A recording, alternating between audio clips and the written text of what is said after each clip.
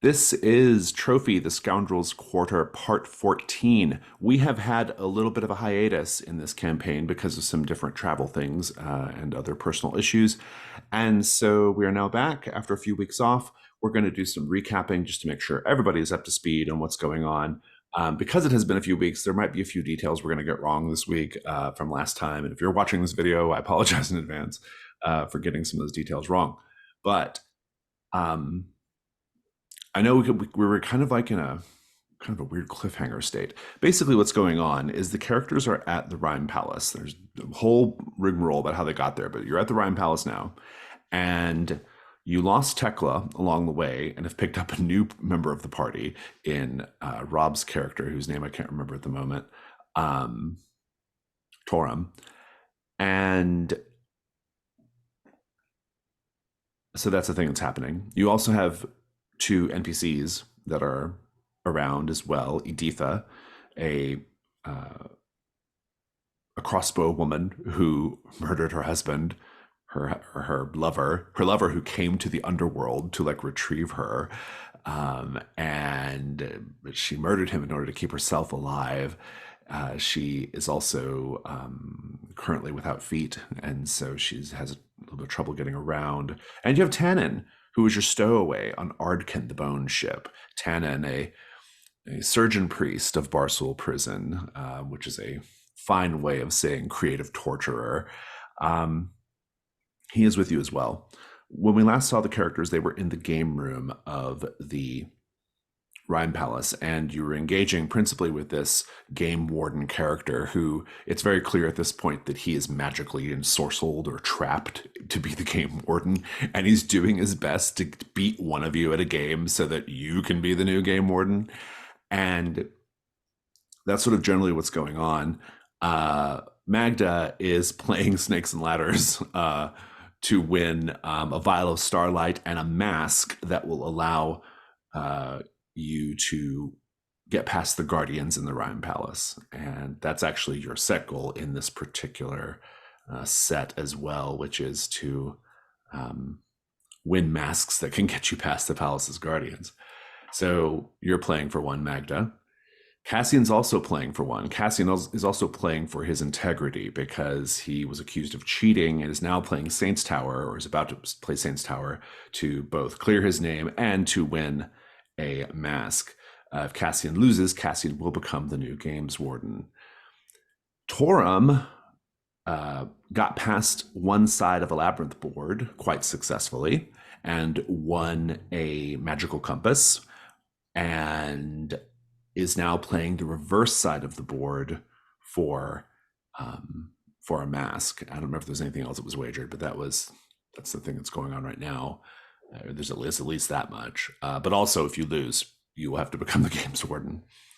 And Malkuth was also accused of cheating and plunged down beneath the Hall of Games through a trapdoor in the checkerboard floor that landed you inside a crystalline cobweb where there are giant crystalline spiders converging upon you. We have a brand new set goal in the spider pit, which is to quite simply escape the pit.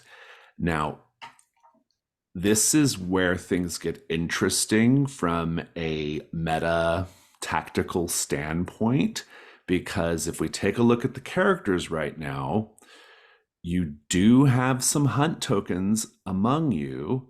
Not actually, you really don't now that I look at it. You have one hunt token total in the group that currently belongs to Malkuth. If two more hunt tokens were available, you could spend them and automatically escape this situation, Malkuth, if everybody agreed to do that. Unfortunately, there are no hunt tokens available. And so that's an issue. Also, looking at the characters, you're not making terrific progress on meeting your burdens in order to survive this, economically speaking, once it's over. Furthermore, you have no easy way of getting back to Fort Durin. That's principally what you're maybe trying to figure out how to do. And so it's not even clear if you can abandon the incursion.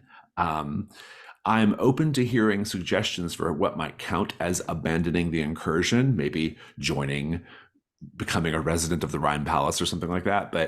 Uh, but the normal way of going back to Fort Durin is closed off from you. So the pressure is really high. To further add to the pressure, ruin scores are going up. Right now, Magda has 4, Cassian has 3, Malkuth has 4, Torm is sitting well with 2 still. So there's a lot going on, a lot of troubles. There's one thing we did not resolve last week, which is Malkuth needs to roll a ruin to see if the Scoundrel's Quarter ruin goes up, because we didn't do that last time. All right. So roll a ruin roll. Goes up if it is currently less than 2, so I I don't don't think it believe it is. is. It is not currently less than 2, so it does not go up. So that's a rare bit of good news in the Rhine Palace. Congratulations. Take it where we can get it. Where you can get it, indeed. So, with all that said, is there anything else we want to be reminded of or that we need to know before we begin? Are the 2 people that are tagging along with us, are they playing games as well? I don't recall. I don't know if we ever said if they are or not. I don't know. Why would you have in mind? Well, I'm just thinking Just curious, or maybe one of them could be the game master and then just let us have the oh, masks. got it. Yeah. Who knows? Who knows? I think that yeah, they might be playing games. I think Tannen is playing the trophy equivalent of Operation. Um, That checks out. yeah, and it's a sort of like it's a crudely rendered body on a slate, and there's magically rune trapped little holes, and you're trying to extract the organs, right? Something like that, trophy-esque version. And Editha is, I don't know what Editha's doing. Maybe Editha's been playing like a trivia game with the games warden. He occasionally comes by and they draw a card from a little box and they answer questions. She's doing okay. And so here we are. Things in motion. Let's go around the table and find out what everyone's doing right now. I think that's the best thing to do. Torm, it sounds like you're really focused on your game. And if you want to have a go at the reverse labyrinth, you can absolutely do it. Does that work again? Remind me what I presume it's a risk roll of some kind. It's going to be a risk roll, yeah.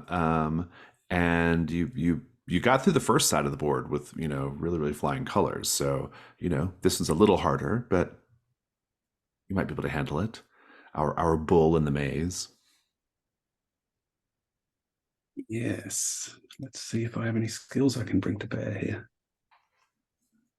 I think last time I negotiated the use of vigilance because, yeah, because you're keeping an eye out for like traps in the maze. Yeah, and he's very patient and taking his time with his approach, and being extremely careful and considered in every single move, which is kind of surprising given he's this huge bull of a man beast. Indeed. I think the thing that could go wrong here is that you lose and you have to take the games warden's place. You do have 1 light die. I'll give you that for vigilance. And Amanda, you can make a devil's bargain.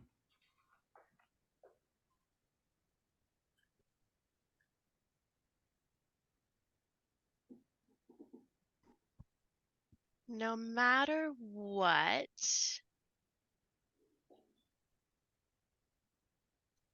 Oh. We can come back to it. Yeah, I can't think of anything. We'll come back to it. Cassian, you're playing Saints Tower, a pretty common game on Kyle the stakes are pretty high. You had asked last time if you winning would earn you the right to have Malkuth retrieved from the pit. And the games warden seemed like he didn't really have the ability to do that, but he did very pointedly say you could win a mask. And so makes me wonder if there might be a connection there. But in any case, you can do a risk roll to see if you win. I'm playing CFB. What do we do? We all say what we think could go wrong if you fail. Everybody gets to say something on this one. You feel I die. No pressure.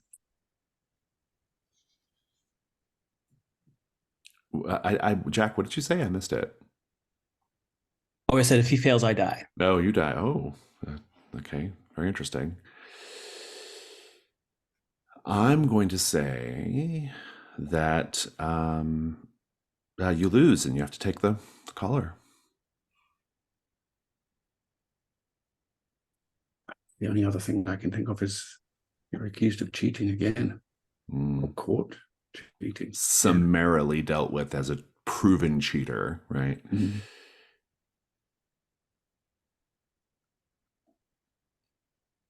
I can't think of anything better than those. Those are really good.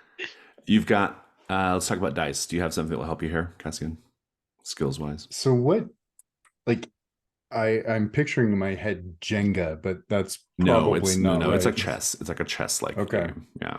The Saints Towers refer to the rook-like pieces on the board. The only thing I can think of is tracking, trying to play out how the different pieces could move and thinking of all the paths they might take at one time. I'll take it. It's a well-made argument. I'm going to put the devil's bargain of putting the Scoundrel's Quarter in danger. Yeah, I'll do that. You've got 2 light dice. Go for it. 5. 5. Very good. You are going to win. I will add the complication of... Let's see here. The complication is you're going to win, but you have to use something from your equipment to win, something to help you get insight, or, I mean, you're essentially cheating, create some kind of distraction, something like that. You decide what it is, unless you want to add a dark die and try for a 6. Oh, why not? This is trophy. I like 6. Hey, very good. Okay, you're going to win. Cleanly, no problem. You're going to get your mask. We'll talk about the masks in a bit. I think I just want to know a little bit about the game. Think about what the game looks like.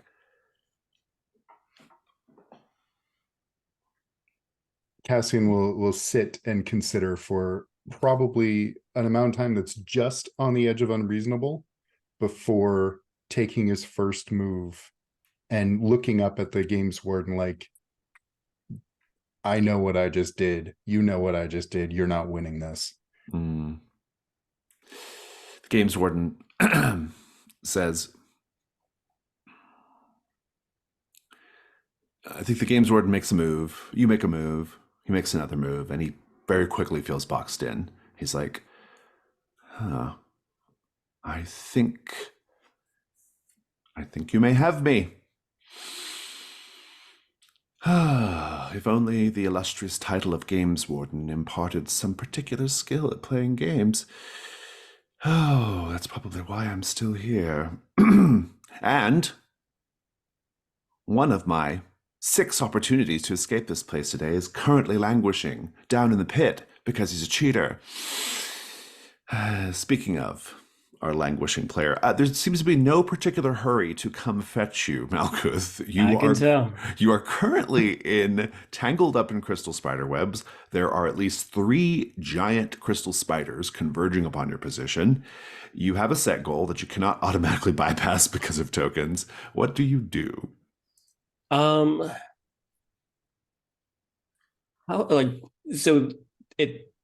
The silk that I'm in, it's sticky the same way that web is. It's like it's not something I can sort of like push off of and try to like leap up towards the. I would let you make a roll to do it. I don't think it's impossible, but you know, if you take some time, it's also very far down. I don't think you can physically leap out of the pit. Yeah, no, that's fine. Yeah. Then I think then that I would start to scurry away from these spiders. And I'd probably go deeper into the pit just to Oh. try to like find some maybe like alternative path, or like to try and like, you know, go down to go I'll up let you have somewhere a hunt else. roll to see if you can find an alternative path. We'll let you do that first. All right. So I've got the skill and paths. I'll take it. All right. Two So that's dice. too light. Yep. Okay. The 5.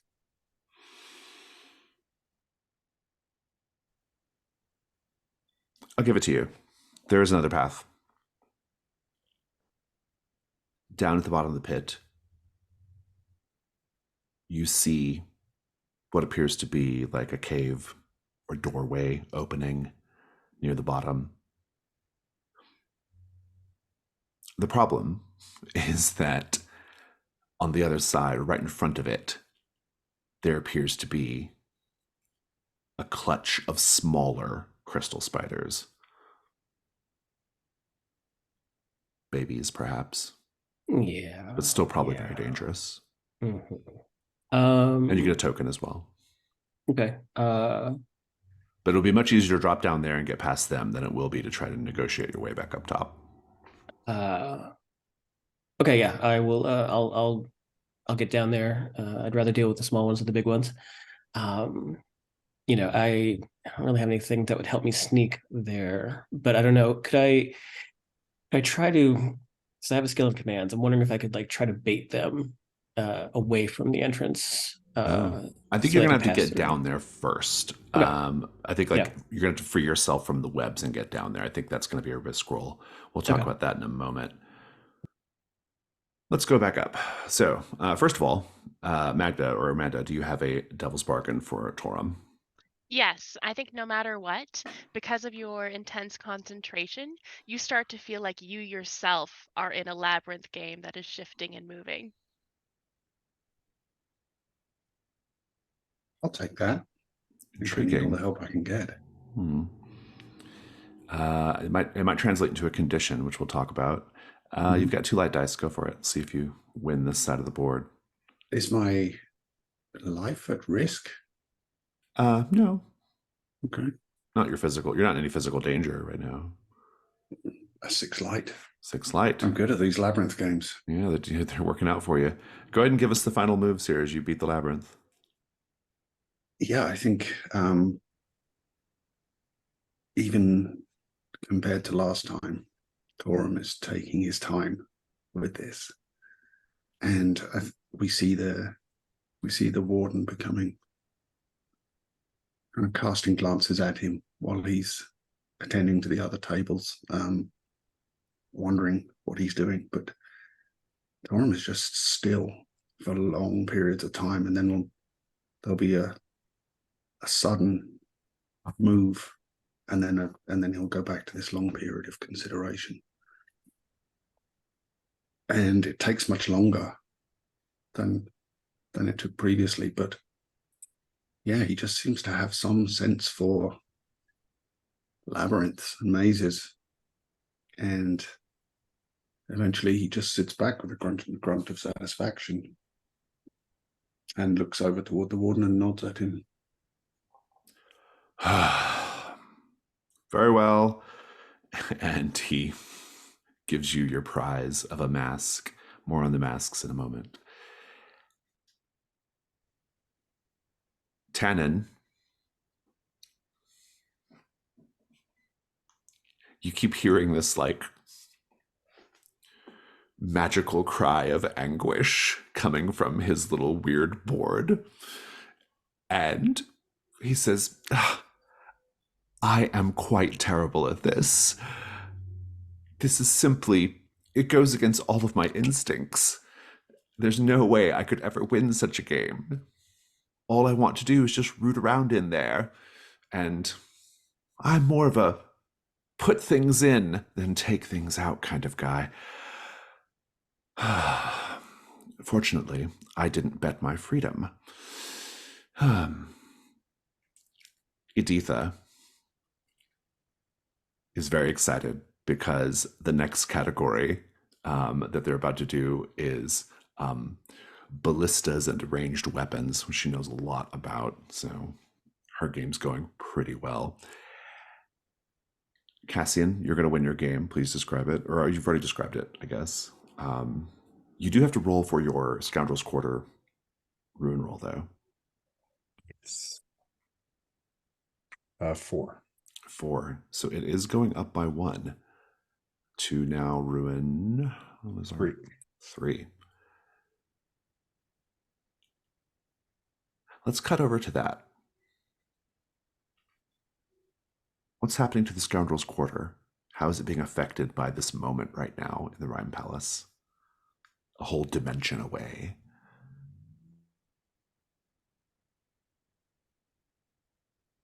The growth of the forest pushing into Fort Durin is making all the back alleys much more labyrinthine than they had been previously. People are now getting lost on their way home.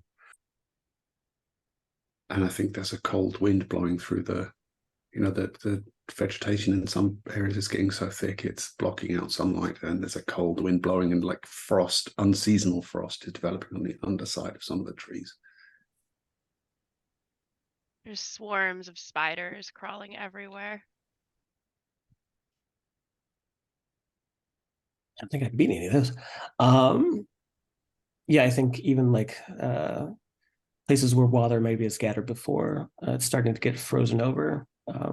Like even in piles of mud or in the gutters. It's obviously alarming to people who have not seen that in a long time. Magda, you have to finish your game. Your game is purely one of luck and chance. And I think the way we're going to handle this is I'll let you automatically win if you put the Scoundrel's Quarter in danger.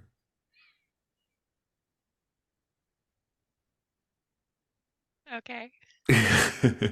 roll ruin.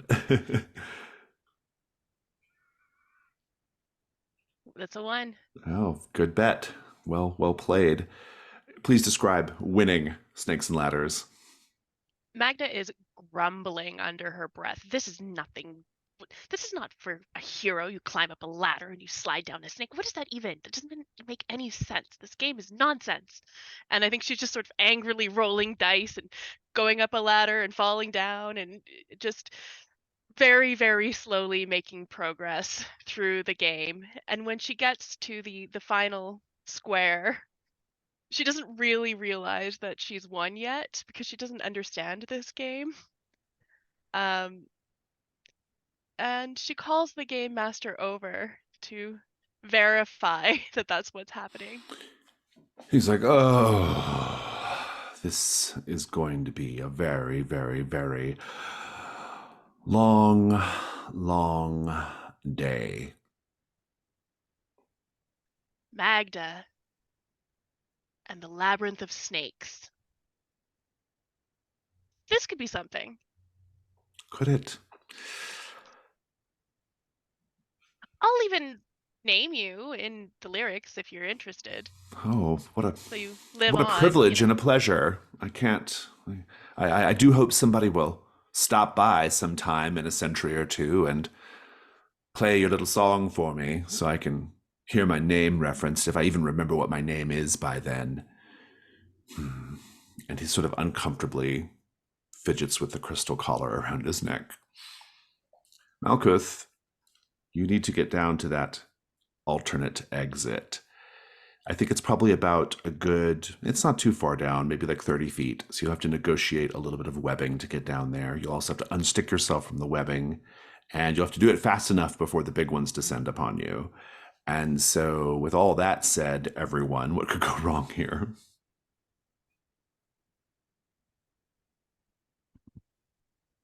In trying to escape, you get yourself even more caught up in the webbing and you can't possibly escape. Yeah, I think in your haste you just fall and are tangled in like every web on the way down. You get bitten. Yeah, I would say you have to engage at least one of these spiders in combat. Let's talk dice. Do you have a skill that will help you here? Or a piece of equipment? I have a pickaxe in my backpack equipment. Okay. How might that help you? For like picking away at the webbing, so I can sort of Okay. like carve my way down. I'll take that. You have one light die. And um everyone can make a devil's bargain too.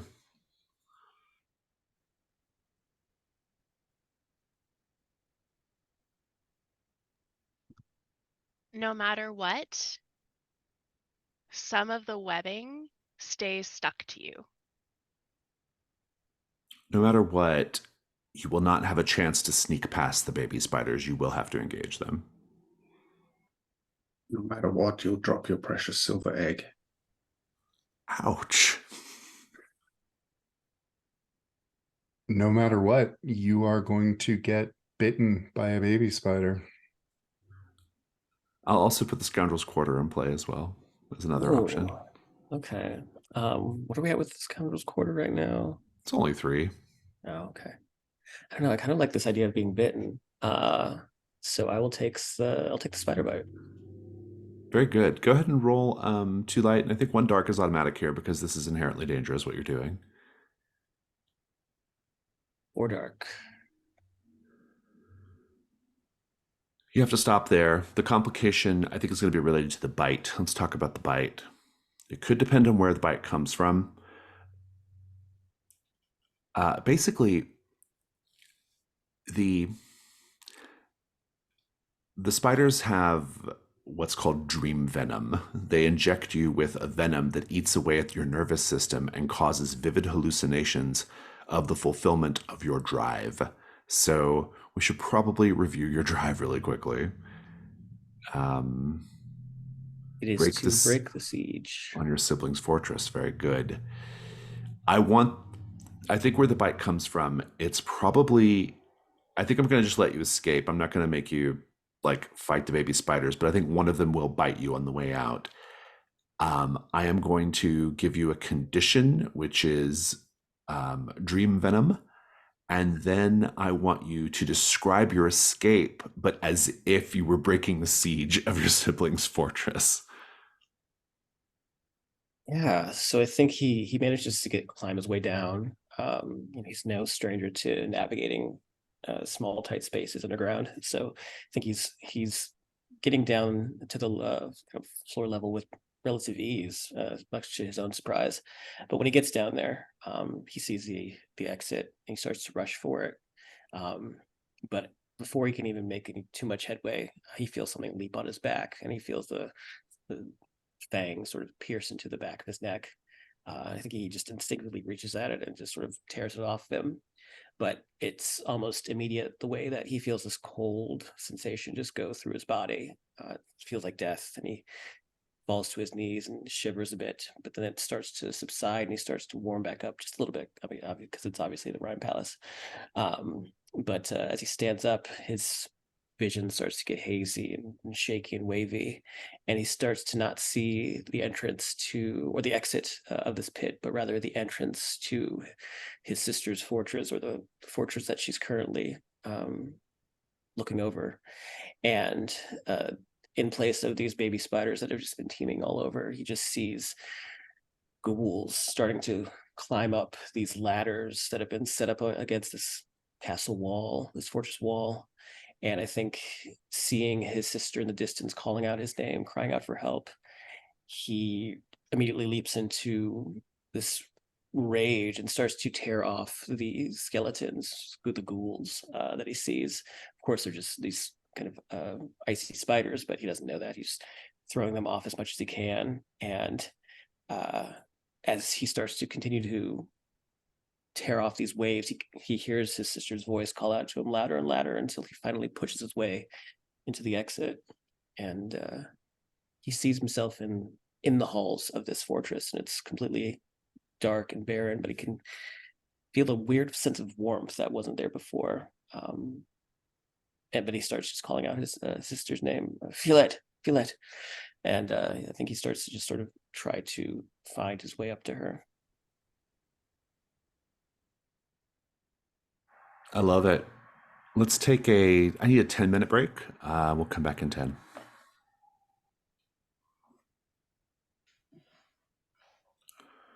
Malkuth, we'll talk about what you find when you escape in a moment. Everyone else, you all have your masks. Everyone but Tannen. Tannen did not win his. He just bet some silver, and the games warden was okay with that. and and Tannen says, I do feel a little left out, I have to say. Everyone else, your mask, it's a sort of like Venetian style, half mask, right? But the question for you each is, the mask depicts an animal and was chosen by the games warden because he believed it reflects something about your fundamental character. Or perhaps it was chosen by whoever these people are that Cassian can hear talking about the situation. But in any case, what animal was chosen for you, Magda?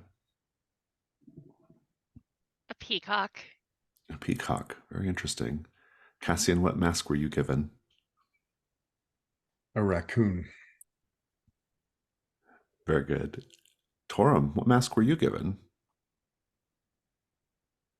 I think it's kind of one of those birds that pecks sits on a bison's back and kind of pecks the pests off of them. Editha's mask, I think it's a bunch of coiled snakes. So let's just have the scene with everyone there. There is a beaded curtain at the other end of the games hall, the only other way out of here. And of course, Malkuth has been plunged into a pit beneath your feet. So once everyone realizes kind of what that's going on, let's just have the scene. Malkuth's down there. We have to go get him. Cassian will turn to the games warden. Open that hatch, whatever it is. He says, of course, I am more than happy to do that. I would have to make a request from my handlers. I don't possess the ability to open it myself. It seems a little random and haphazard what causes the floor to fall out from beneath. Strictly speaking, it's if you're caught cheating, as you and your friend were.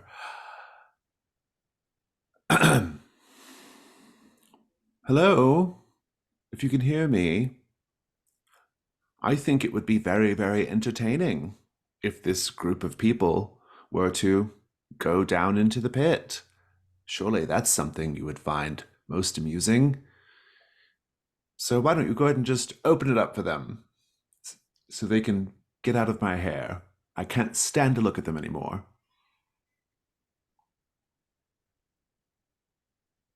There's no reply. Well, this is I'm nonsense. sure I can open it. I'm tired of these games.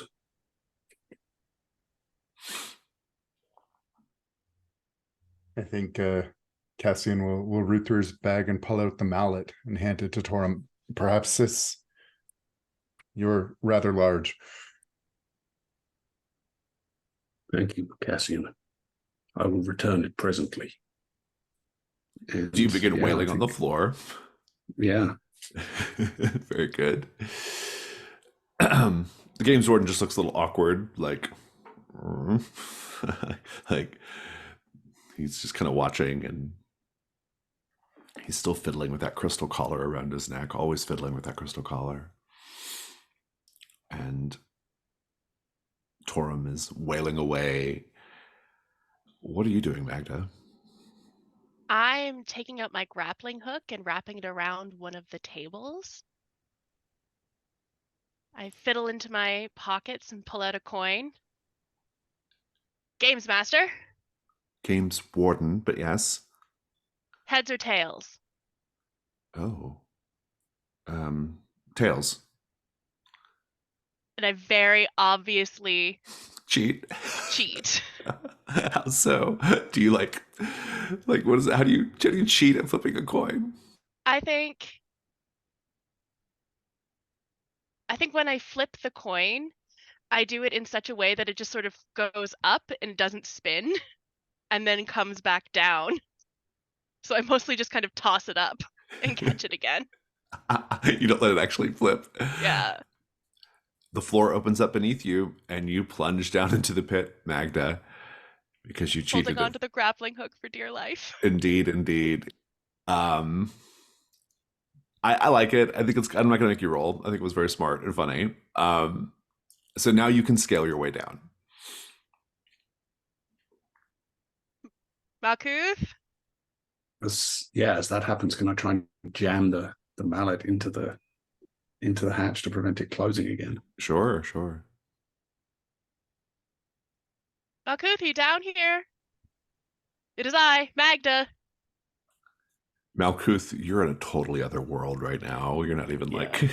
how do you can hear them from up above, but what do you do? I just imagine that that this voice I'm hearing that is calling out my name is just Fiolette, my sister. And so I think he's just continuing like to tear apart these spiders and just calling out, I'm coming, don't worry. I'll be up there soon. And yeah. Magda, I take out my whistle and just start blowing on it. Really. You're getting the attention of the large crystal spiders. You can see them, kind of like on the webs, and they can't quite get to you from where you're hanging, but they're definitely standing between you and wherever Malkuth is. You hear Malkuth calling back up. I don't want to get close to them. Cassian, what are you doing right now? I think Cassian's going to be peering over the edge of this hole, looking down, trying to see what Magda might be facing. And I think he'll drop the fluid from the crystal crawler's tail that might be poisonous down to Magda and say, perhaps this will deter them. Worth a try. I start flailing it around. I can vaguely recall what this is. Where'd this come from? The big scorpion tailed thing that we encountered under the thing, how you got here in the first place. Yeah. Very interesting. What do you suppose it might do, Magda, or Cassian, if anything? Hoping it's a poison that perhaps will kill the spiders. It's or an maybe interesting they'll idea. sense that it's poison and start to back off. Back off, yeah. I kind of like that. Let's do a risk roll. What could go wrong here, Rob?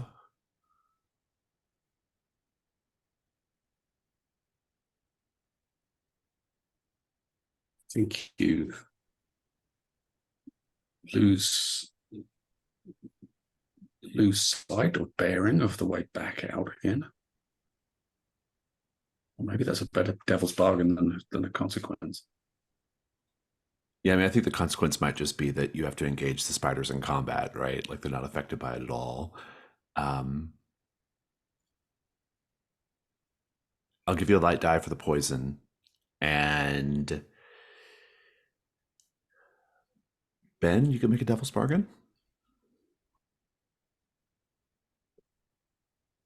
No matter what, one of the spiders will also bite you. Oh, I like it. Yeah. You have 2 light dice, and I'm going to make you do a dark die as well. Yep. 2 light, 1 dark. Mm-hmm. 5 dark. 5 dark. I think your ruin is just going up from the bite, obviously, and then, but you're going to succeed. You're going to basically get the spiders. You're going to clear a path, keep them at bay. I think the difficulty here is, I don't need further complication. I think it's fine that way. Just describe what happens here. I catch this claw, this bit of poison scorpion thing, and I let go of the grappling hook and land very superhero style in on the this web pit. Yeah. Yeah. And I start walking towards the spiders, waving it back and forth and yelling, "Get back! Get back!" And they get back. One of them sneaks around behind me. I don't notice. And as I wave my arm, it snatches me with its little pincher teeth and grabs my arm, biting into it. I shake it off and I wave the claw at that one, and it mandibles. Thank you. And it starts to back off as well. I can feel my arm starting to swell up, I think, and the claw is getting a little heavier, but I do manage to keep them all back, and I start yelling again for Malkuth. Where is this guy? You are dream envenomed as well, as a condition, but also, how do you start to hallucinate about the glorious statue of your deity, Aquila, hero of heroes? I think I see Aquila standing just underneath where the light is coming down from the entrance that I just came through, like as if a spotlight. You can see the light reflecting off the spider webs, and it looks amazing. It looks incredible. And I strike a pose so I can show Aquila that this statue that I'm going to make of them, and me, of course, I'll be part of the statue too. It's going to be amazing, and we'll be the heroes of heroes, the two of us together. It'll be incredible. And yeah, I think I start being very over dramatic with everything I'm doing in order to impress my hero. More over dramatic than regular, I mean. Cassian and Torum, Magda's appears to be losing her mind down there on the web. What are the two of you doing?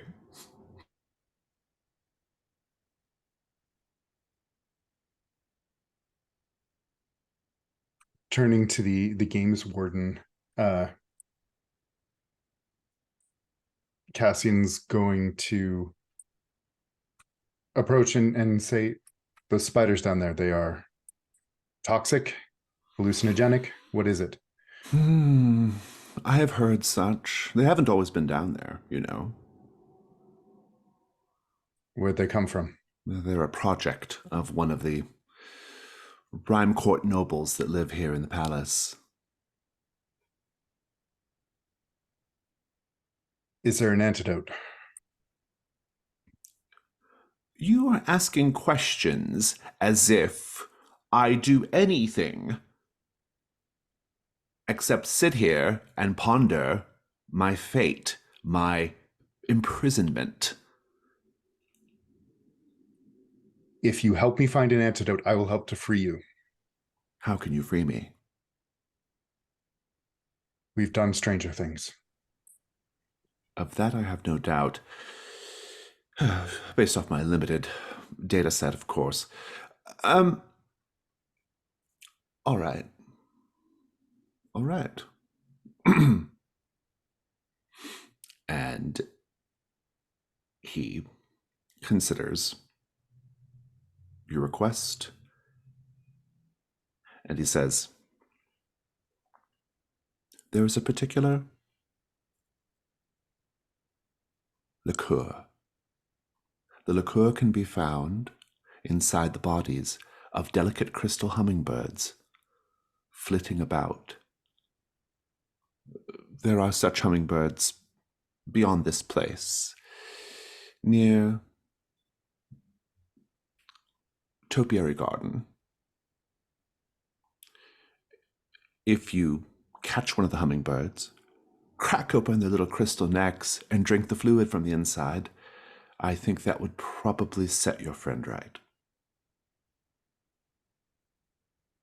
Good. Point the way. He points towards the curtain. He says, that is the only way. Well, there's down there as well, I suppose.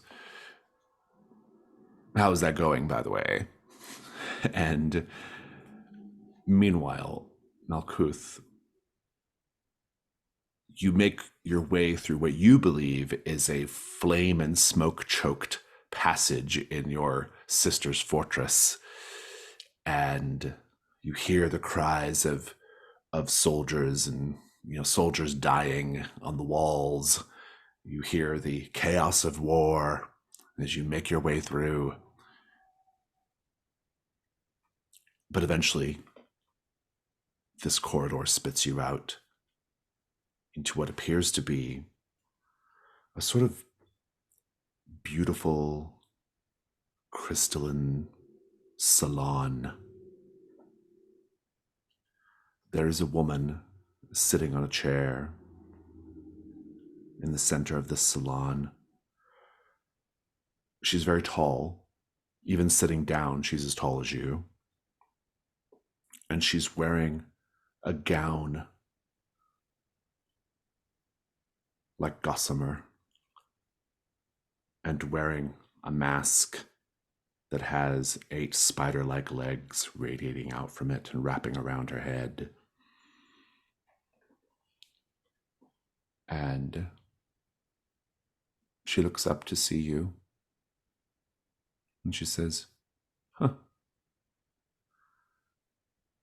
I so rarely get visitors down here." I'm sorry, ma'am. Have you seen my sister? Have I seen your sister? Are Have you a I member of seen the your court or something? sister? I'm sorry, I don't know who you are. I am called Lady Peril by some, though that is not my real name.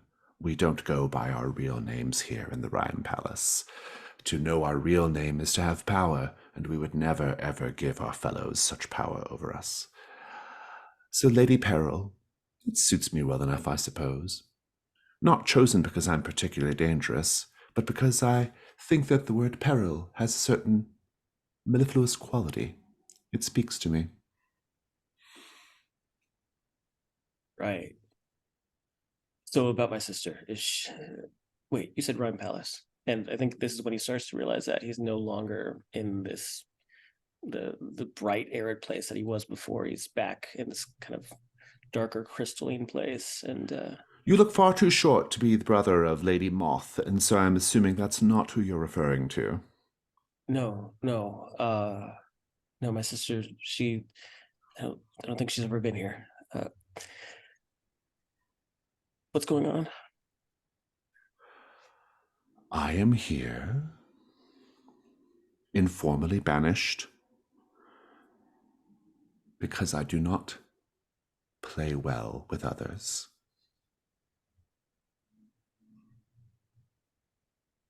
So you don't know where my sister is. Got it. You keep making reference to your sister. I will say I do not know her in particular, though I'm certain that the other nobles are probably making sport of her even now if she is here. Where are they? Oh, they'll be on the dance floor by now, I'm sure. I'm How can I get up quite there? certain of that. How can I get up there? I have to help her. I could bring you. You could be my guest. Yeah, sure, whatever. That's fine. I don't often show my face at these events. Everyone there is of a distinctly low quality. And in any case, I made a very loud public declaration that I would never, ever return to one of the Rime Palace functions. I had my heart broken, and it would be very, very undignified, indeed a little embarrassing for me to show up now, wouldn't it? Especially after so loudly and publicly disclaiming the entire affair. But if I were to show up with a new bow, then I suppose I would be able to weather the embarrassment. Even if said bow is considerably shorter than me. I can't help it, okay? I thought I was the tallest one here, and clearly I'm not. Listen, I will go up there as your bow, as your escort. My paramour, the Yeah. paramour of Lady Peril. Cool. That sounds like it would make a I'll be fabulous Mr. Peril. song. Yeah. I heard the smashing of crystal and some intermittent shrieking down the way. Have you been destroying my crystal spiders? No, I mean they were back up there. There's some ghouls out there that I tore up, but Ghouls? In the Rime Palace, no less. My goodness. The king truly is decaying before us, isn't he? When he was healthy and hale, he would have never allowed something like ghouls to come into this place. I'm sorry, I'm just very confused right now. Don't worry. Come, sit with me. Okay, but we're gonna go and get my sister, right? Up on Oh, the dance yes. floor. Cool. Okay. And he'll very cautiously like just sit beside her and try to keep his posture up, being in the company of a lady. Aren't you going to hold my hand? Yeah, here. And clasp his hand onto hers. I'm sure it's much smaller than hers, though. When you grasp her hand, it's incredibly cold. And indeed, you are going to take a condition frostbitten as the cold burns through your hand. I assume you pull away. Yeah, he'll wince. Not to be impolite, madam. Your hands are very cold, though. We do have to find some way of making you a believable consort. Far too short, and not able to withstand my touch. Not making good progress on that front, are we? What other qualities do you possess? I know a lot about mining. Oh, mining? It's an honest job. Yes, it's work, which is the problem. What else? And I think this is when he starts to really consider who he is and what he's done. And I think that there's a lot of like existential crisis that, oh, I haven't really done a lot, except for like, grind someone up in a mill to get rid of a demon. Do you mention that? Yeah, I think he's just sort of like prattling off and he's like, well, there was this mill and I ground someone up in it once. Got rid of a demon though. I didn't do it for fun. My goodness, how you do go on. Well, I'm sure we'll figure something out. Maybe you have a spell or something. I know that there's rituals to transform people. Maybe, I don't know. Do you have something like that? I suppose I could come up with something. And let's cut back over to the rest of the group. So, Magda, you were down. You're keeping the spiders at bay. Cassian, you have some sense of how to get Magda out of her whatever delusional state she's in. Seems to be a regular state for Magda. Torm, what are you doing right now? I was thinking about climbing down after Magda. She needs some assistance down there. You certainly can.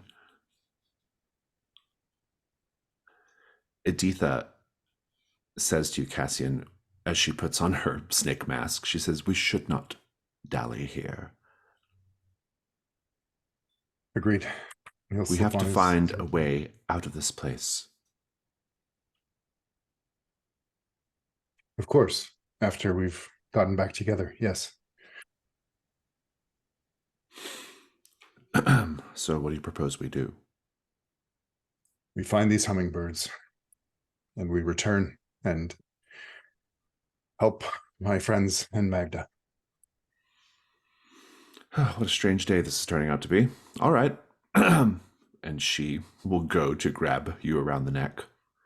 Tannen says, I think I'm going to come with your group. I prefer not to crawl down into dark places like that. Reminds me a little bit too much of the oubliettes in Barsoul prison. And let me tell you, that is not the sort of place you want to end up. Cassian will just just fix him with a stare for a moment and say, fine. Editha, my dear, have you considered the possibility of experimental prosthetics? I have some ideas. And you can proceed into the beaded curtain. Torum, you are down in the crystalline web with Magda. The spiders are being held at bay. That's still happening. You do hear some faint conversation coming from down below, but it's distant. What are the two of you doing right now? Magda, come. I think we should not linger here. Let us search for Malkuth. I think I hear voices in this direction. Magda is currently singing a song loudly.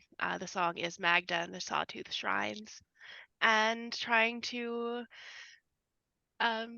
trying to fend off what she views as these horrific, many-limbed, many-eyed, many-teethed monsters to protect Aquila, standing right where you are, weirdly enough.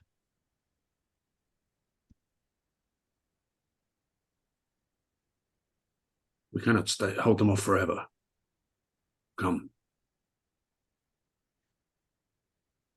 Magda. The part of the song is happening where Magda is triumphantly stabbing and cutting open the monsters, and she takes out her sword to lunge towards what she doesn't realize are the spiders, to start,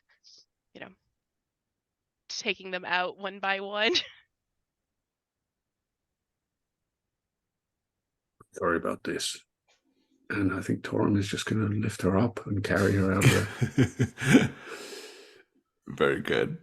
You can kind of, rope course your way down the crystalline webs and get down to the base. The spiders are leery enough of the poison to keep their distance. Also, they're a little distracted by the destroyed the juvenile spiders as well. You do see the tunnel where Malkuth ended up. And as you get down there, you can actually hear the conversation. You hear Malkuth going on and on about something. It's not entirely clear what from this distance he's talking about, but it sounds like he is running on at the mouth, and that's what's happening. Magda, how are you interpreting all this?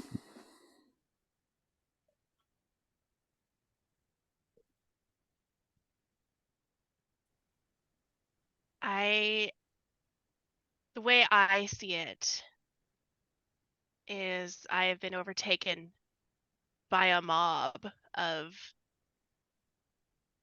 enemies, Aquila's enemies, these faceless people, and they have stolen me away in order to stop my wonderful plans and to stop my singing, because I'm impressing Aquila so much that they are envious, and they're frightened of what our power would be like together. So they are separating us, and I am fighting against that. So I am fighting against Torum. Are you guys doing this in the tunnel? Like, do I see this? I think you'll hear them coming, Malkuth. I think I would stand up then just to see what the commotion is. And if I can see them, and if I'm still under the effects of the dream venom, I think that Magda is actually Fiolette, and she is being manhandled by a ghoul. And so I would also go to attack Torum to save my sister. I think I see you as Aquila coming to my rescue. Torum, you are caught in the middle here of two people under the influence. And what do you do?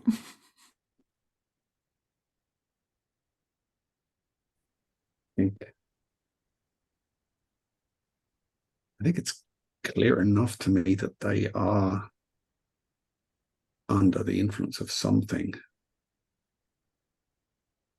I think Torum sees it as being the only way out is through, so he's going to just try to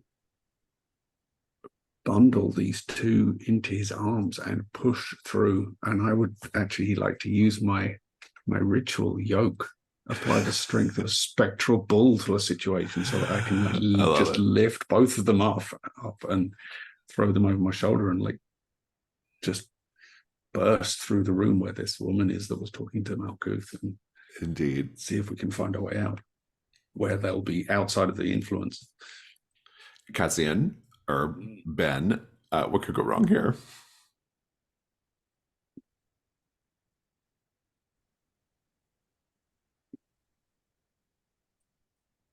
You don't manage to get this ritual off in time, and everything you do is going to be hampered by the fact that you're holding these two back for the duration of their influence.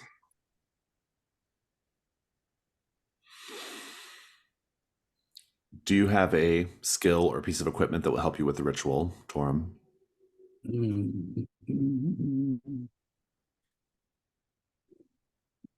Protection or speed? I wonder if I can make an argument for those, that I'm trying to protect these two from whatever this influence is, for the, do this for their own good. Yeah, I'll take it. Protection, speed, even transformation to some degree probably applies. I'm into it. The devil's bargain is going to be this. No matter what, Lady Peril switches her affections to you. Oh, I'll take it, yeah. You have 2 light dice, and I'm going to say a dark die as well, because you are being attacked by Malkuth. And I'm using a ritual. Oh, and you're using a ritual as well. Yes, you have to. Yeah, good point. Is that just 1 dark die? Yeah, it's just the 1 dark die. Although, I mean, I could make you. Let's see if your conditions. Oh, you don't have any conditions. Go ahead. I got a 6 light and 6 dark. The dark is what carries the days. The dark is what wins, right? Yeah, and but my rune goes up. Your rune goes up. I think Malkuth gets a hit on you, but you are still going to get the situation under control. Go ahead and just describe it.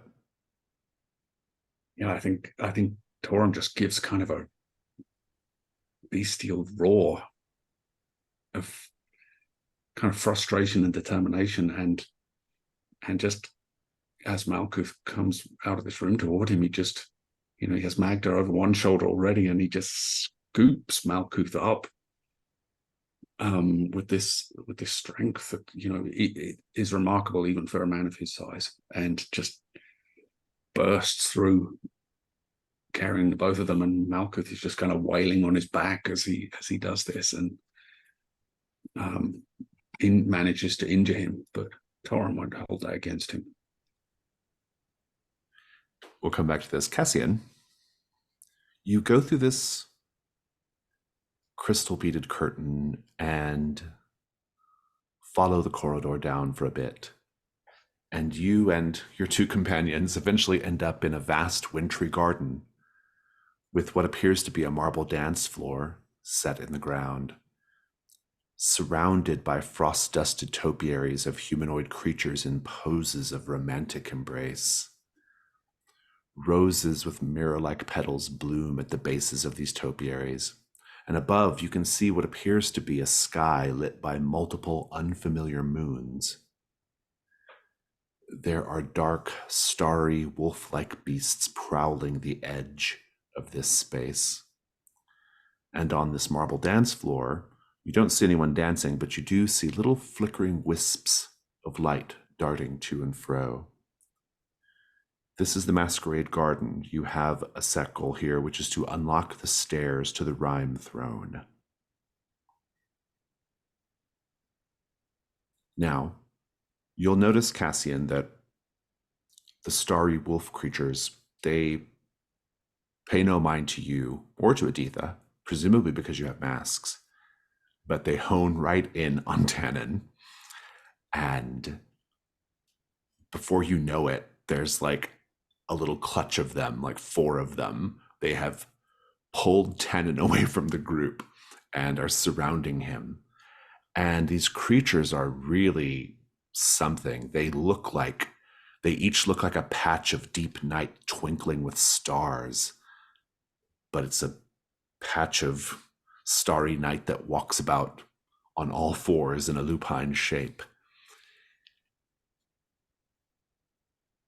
And Tadin says, "You are very fascinating creatures, and as a man of science, I would be most intrigued to know more about you, if not for the fact that I believe you mean me harm."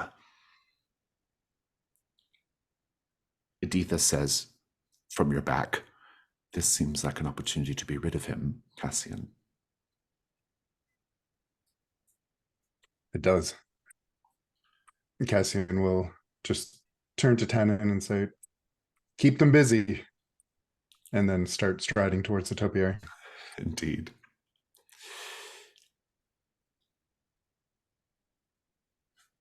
So you see these topiaries, you see this dance floor, and are you specifically looking for these little hummingbirds? Yes. Make a hunt roll. Describe how you're looking and then make a hunt roll. With my skill of beasts, hoping that I'm familiar enough with hummingbirds in our world that I can look for what might be a nest here. Okay, I'll take it. Go ahead and roll 2 light dice. A 2. 2. I will tell you that you have a new set goal here, which is to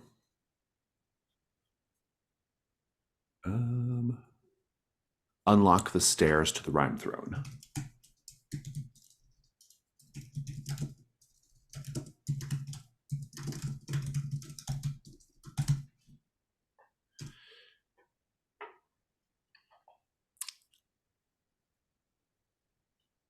You got a 2.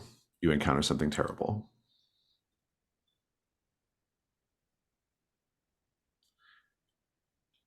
When it's all said and done, you're looking around, you're poking around, you're going through the topiary, you're doing all this stuff, and Tannen is talking. You can't tell what he's saying, but he's talking to these like starry wolf creatures. He's working it out with them, right? And he says, "Good, we're all agreed then. Fantastic. Cassian, these creatures who are apparently guardians of this place and doing a fantastic job, I must say, are not entirely unreasonable. They say that I can live if you answer a riddle. Easy."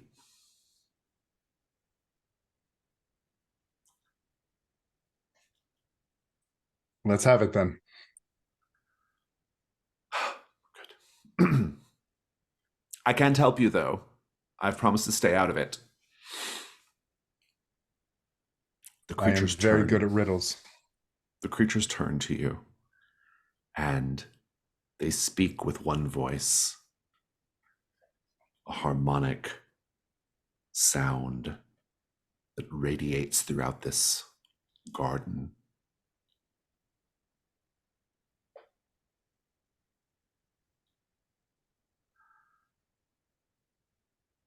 "Alive, I'm like a brilliant star, but crushed, I am as black as tar.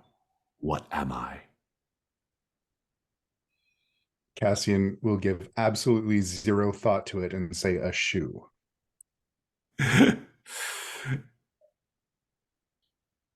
Editha says, "That was very cruel."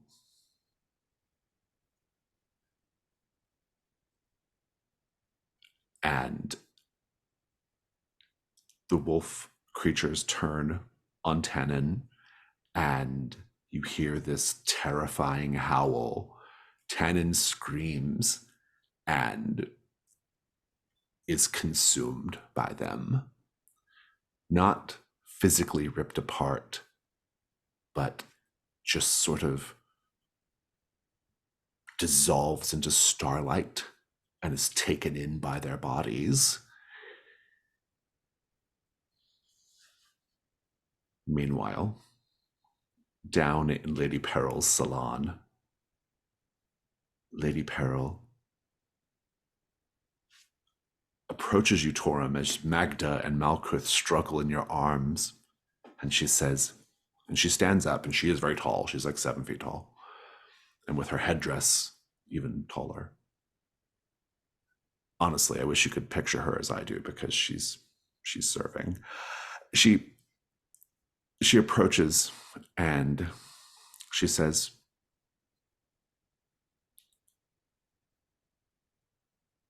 "What strength, what power, what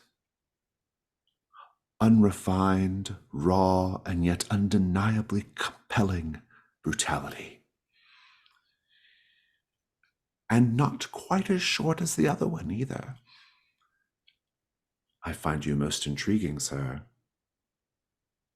I did not expect to have so many visitors this day. But it would seem I am rapidly assembling a court of my own." Is it you who have placed these two under some enchantment? I have not directly at least. It's the effects of the crystal spider venom. And what will it take to return them to a sensible state? I have no idea. It's not something I've ever given much thought to. Most people who end up in the pit don't ever really get a chance to get this far, or they are otherwise rendered into pieces or consumed by the ice spiders. I'm sure there's a way, but that's neither here nor there. We have somewhere to be. And where is that? We are going to make a grand entrance, my friend. The four of us.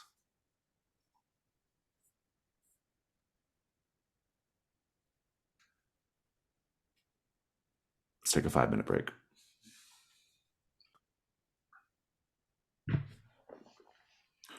Cassian, with Aditha, let me tell you a little bit more about this space.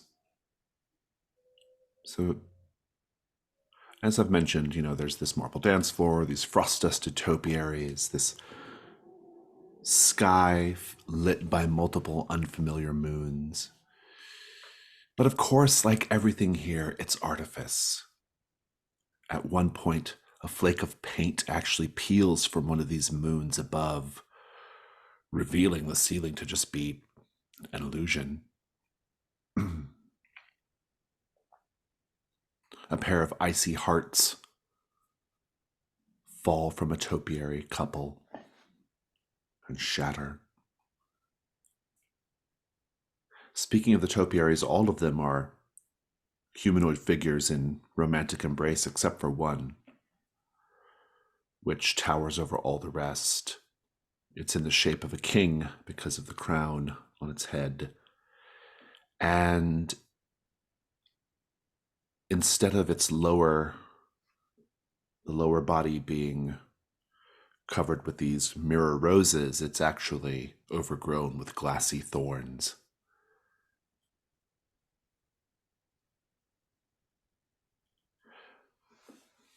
And Aditha says, "What do you make of those little lights bouncing around on the dance floor?" Cassian will turn and look at them and say, "I make that they are not hummingbirds." Yes. Indeed. And then she says, "Cassian, look." And indeed, you see one of these little hummingbirds drinking nectar from one of the mirror roses in a topiary diagonal from you, the dance floor between you and it. What do you do?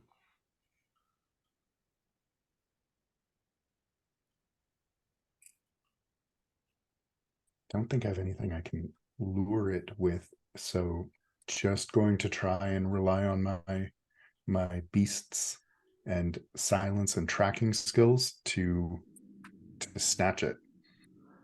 How do you get to it? Do you go the long way around the dance floor, or do you cross the dance floor?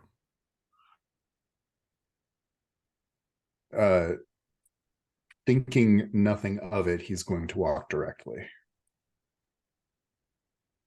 As soon as you step onto the dance floor, the scene changes. The dance floor is now a ballroom, enormous ballroom with golden arched ceilings and starry sky coming in through glass domed roof. And all around are very tall people. The women, 7, 8 feet tall. The men, some of them as tall as 9 or 10 feet.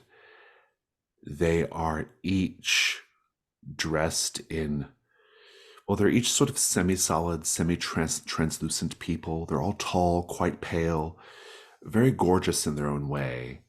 And they all have horns, antlers, things like that coming off their head. They're wearing gossamer gowns, calfskin gloves. They have ceramic swords at their hips, birch armor, crystalline jewelry. They're laughing. They are, they're laughing, they're drinking, they're enjoying themselves. There's a lot of them. They don't pay you any mind, presumably because of the masks. Editha says, well, this ballroom and the dancing that goes with it, it's not exactly my forte.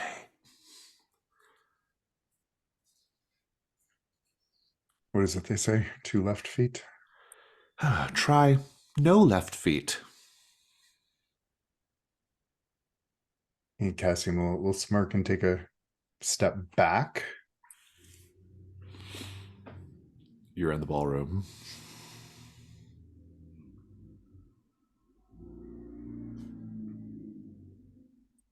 Trying to skirt the outside, he's going to try and find a passage out. I'll let you make a hunt roll.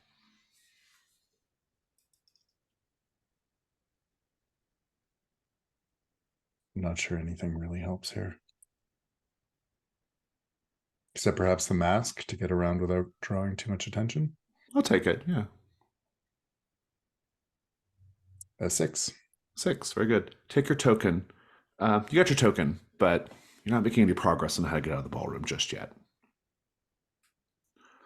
Except to say, I don't know how much it's going to help you, but you do keep overhearing people talk about the grand dance. They're all very excited about this. You also hear some people talking about, there's one Rime Court noble they all seem to hate. They call her Lady Peril, and rumors have already reached them that Lady Peril is actually going to come to the dance this time. She's going to dare to show her face, so to speak, and that she has a new paramour. Hubbub, hubbub, hubbub, hubbub. Speaking of said paramour, Lady Peril says, oh, they'll already be talking about this turn of events.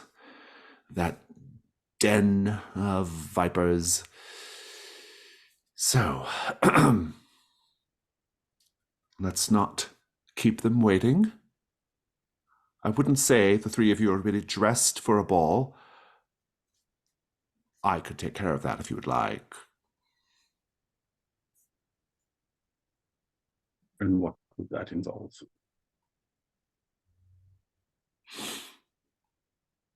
She says, I think I might have something for you. And she will invite you all to step behind a beautiful crystalline dressing screen in her salon.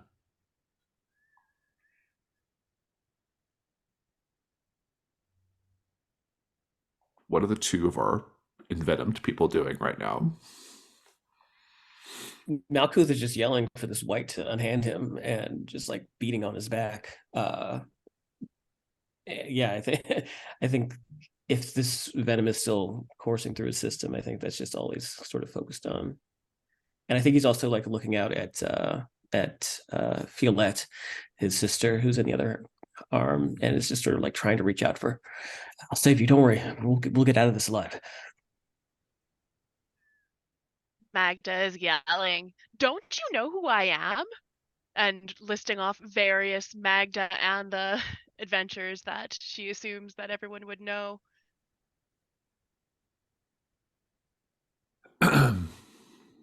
Lady Peril says, perhaps you could set them down.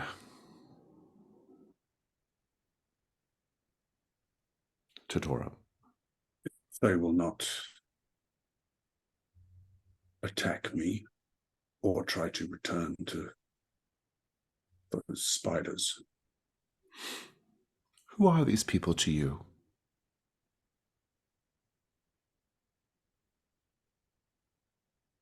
They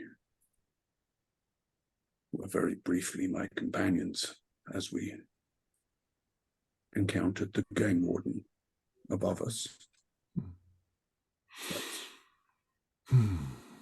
They are of no particular consequence to me. Yes, well, Other than that, we are all seeking a way out of here. yes, yes. Let's see how they clean up, shall we?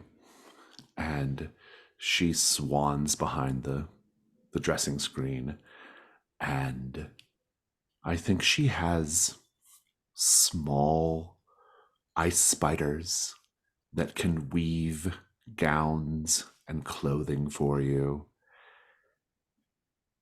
They're not quite the same genus of spider as the ones in the pit, but they are working their gossamer threads to create something for you, Torum, something that's more appropriate to wear for her grand entrance.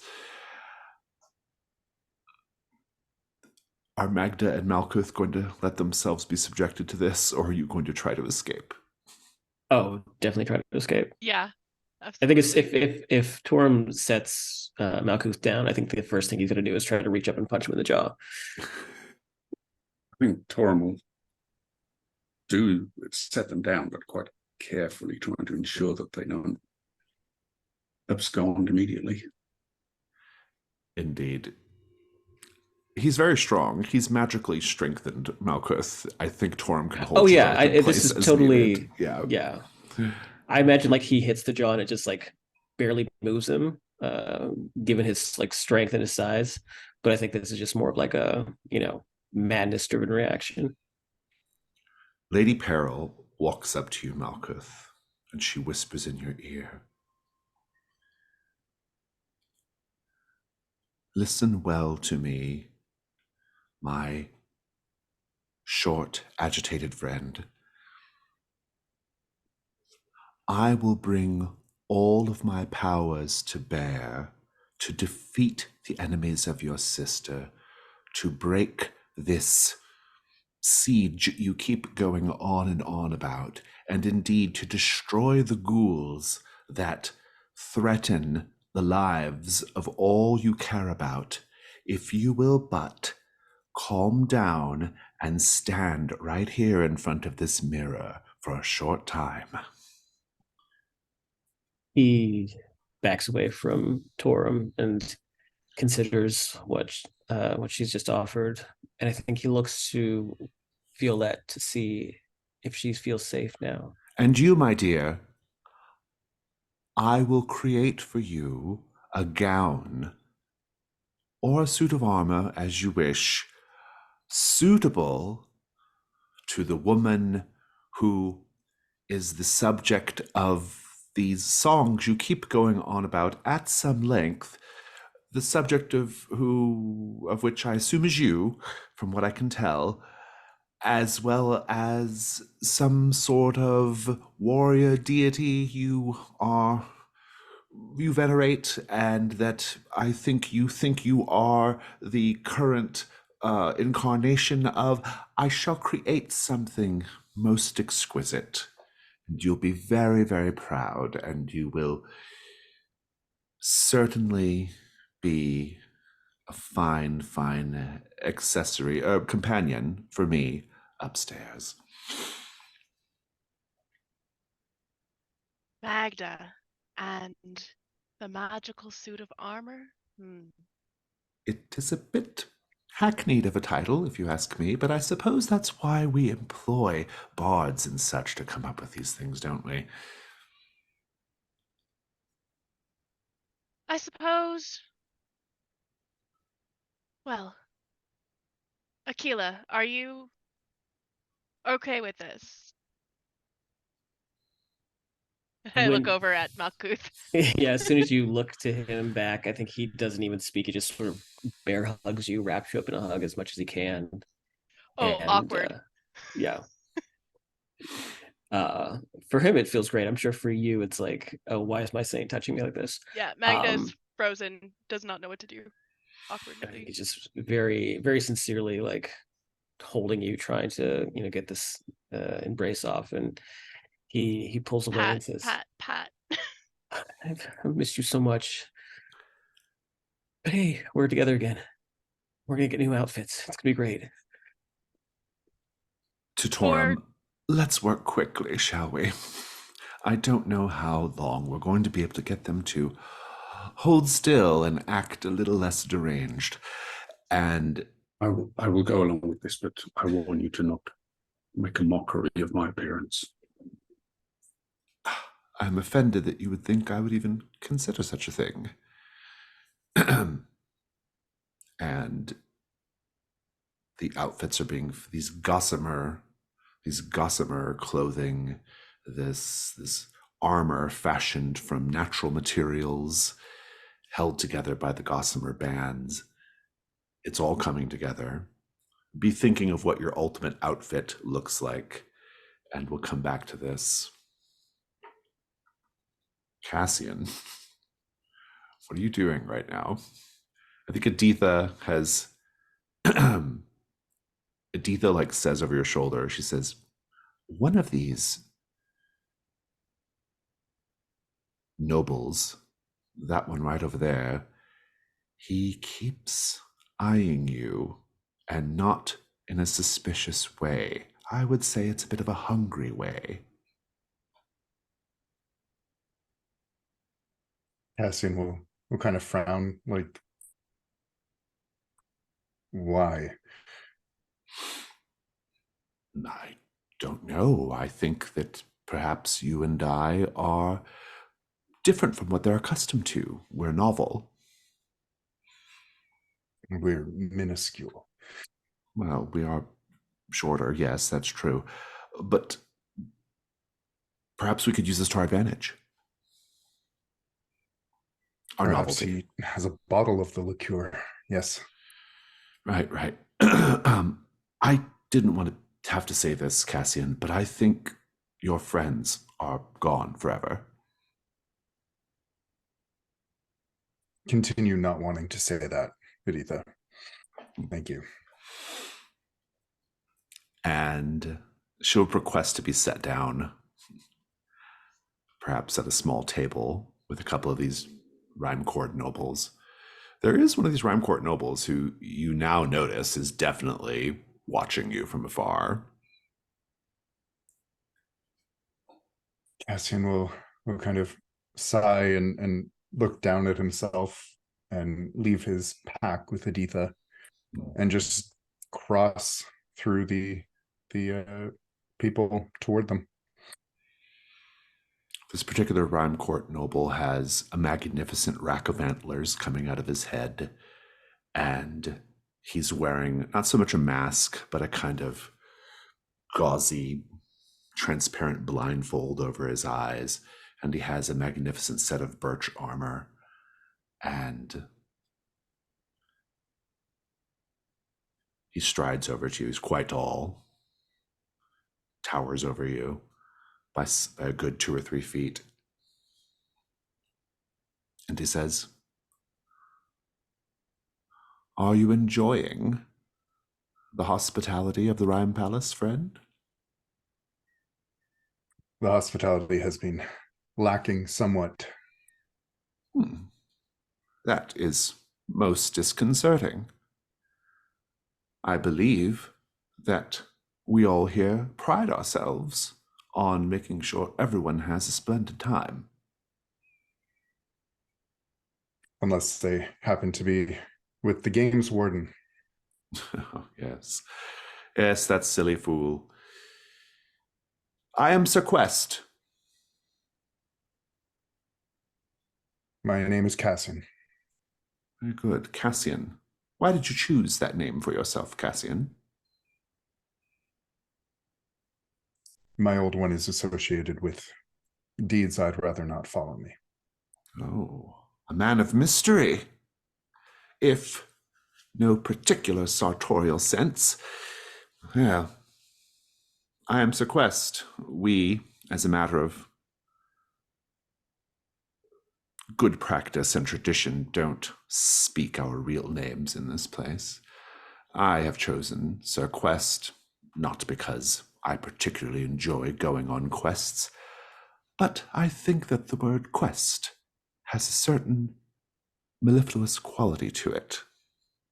It rings in the ear in a pleasant way.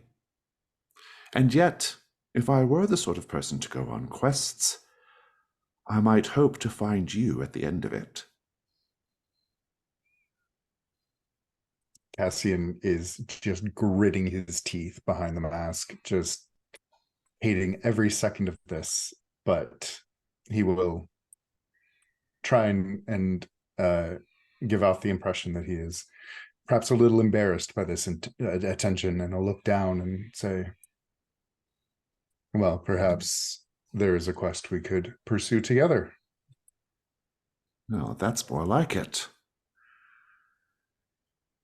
And he offers his hand to you.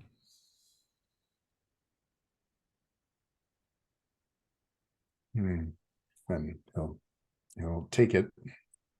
Very cold again. You feel a cold flooding your body as you touch his hand, and you take a condition, chilled. He says, "That shudder, is that because your heart is aflutter?" Cassian will take his hand back and then offer the wooden one instead and say, yes.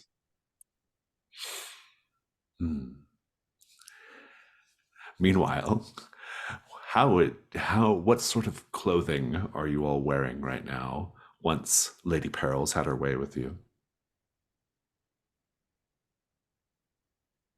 I think for Torum, it's got to involve lots of kind of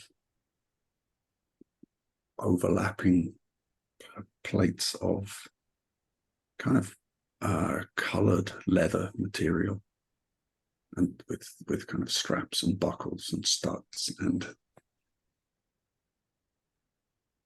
that kind of arrangement. And his Magda mask. has. Oh, sorry. I was just thinking, and his bird mask. Is the mask, has the mask changed at all, or is it the same? I think it's the same. That's the one piece of the costume that was already appropriate. Magda's mask is changed. It's she's now wearing a suit of armor. It's black with an iridescent sheen, like the shell of a beetle or the wing of a magpie. And there's peacock feathers used as thread to join the pieces together, but they're made strong by and reinforced by the magical spiders. And her mask was a peacock mask, but now it's a great helm, and it is gleaming and bejeweled and has peacock feathers, sort of, I don't know, decoupage onto it. There's a woven silk belt to hold her weapons. She looks awesome. I think Malkuth is actually relatively simple compared to the others. I think they've woven him something this sort of like a sleeveless long coat. It's this like white iridescent material with these sort of silver buttons and embellished with silver cord thread. And I think he's got these sort of trousers that are a little bit baggy, his boots, this sort of like creamy white leather. I think the most ostentatious thing about it is he's been giving these like silver bands that go up and down his arms, and they go into his hands as rings.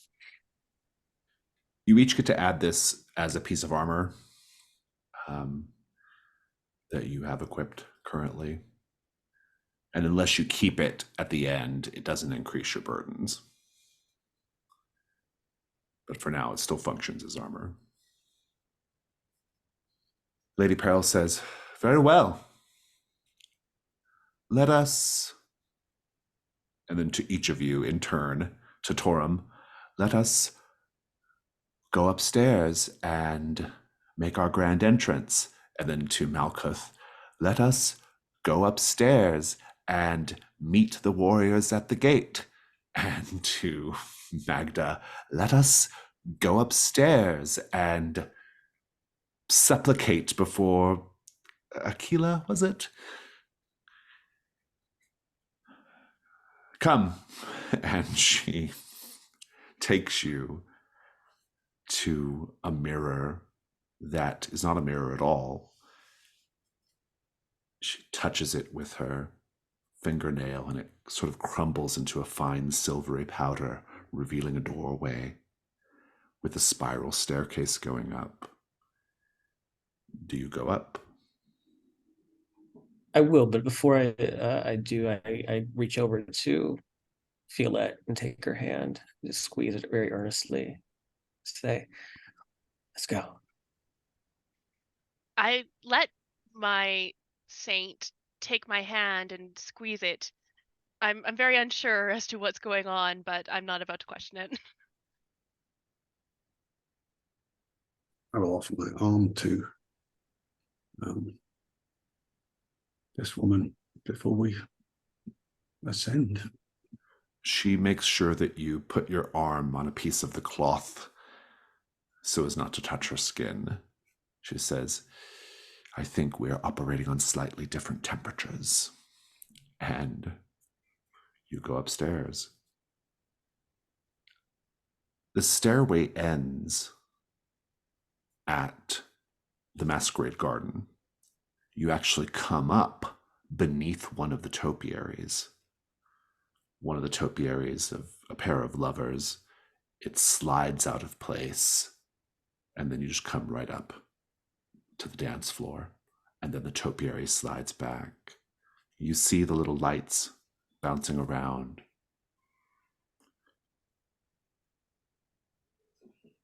And the starry wolves approach.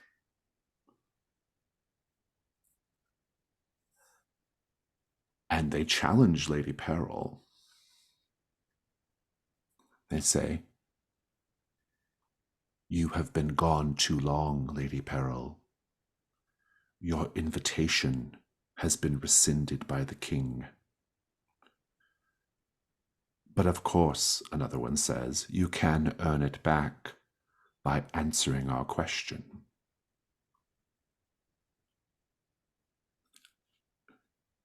Lady Peril says, "Very well, speak your question." And the wolves all speak together.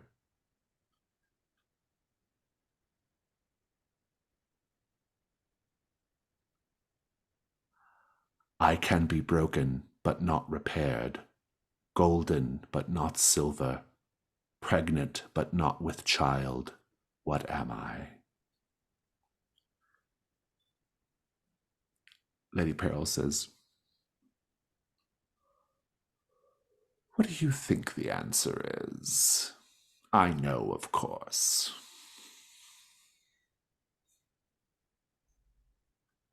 Malkuth, who I think the spiders also crafted like a nice little like papoose made of like this sort of silvery macrame material. We'll look to the others and say, just sort of hold out the egg.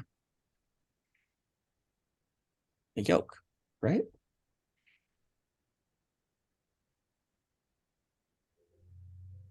I'm not very good at these things. That sounds reasonable. Akila, you are very knowledgeable. I'll put my trust in you. Malkuth, but yeah. Lady Peril says, "Are you sure?"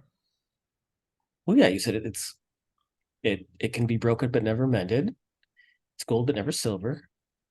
What was the third one? Pregnant but not with child.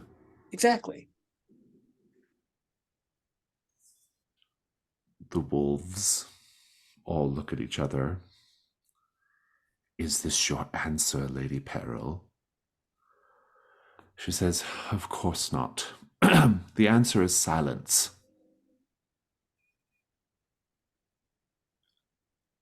And the wolves walk away. I mean, it could have been an egg, right? Lady Peril says, "Well, now we know something of your measure. Perhaps you're a better dancer." And she continues on, taking you to the dance floor, Torum. Do you all follow? Not all the way to the dance floor, but yes. I think as we're following, I want to take a look around to Yeah. see where we are, see if there's anything of note to add to my unburdened. Indeed. You can go ahead and make a hunt roll. I don't really have any skills to add in.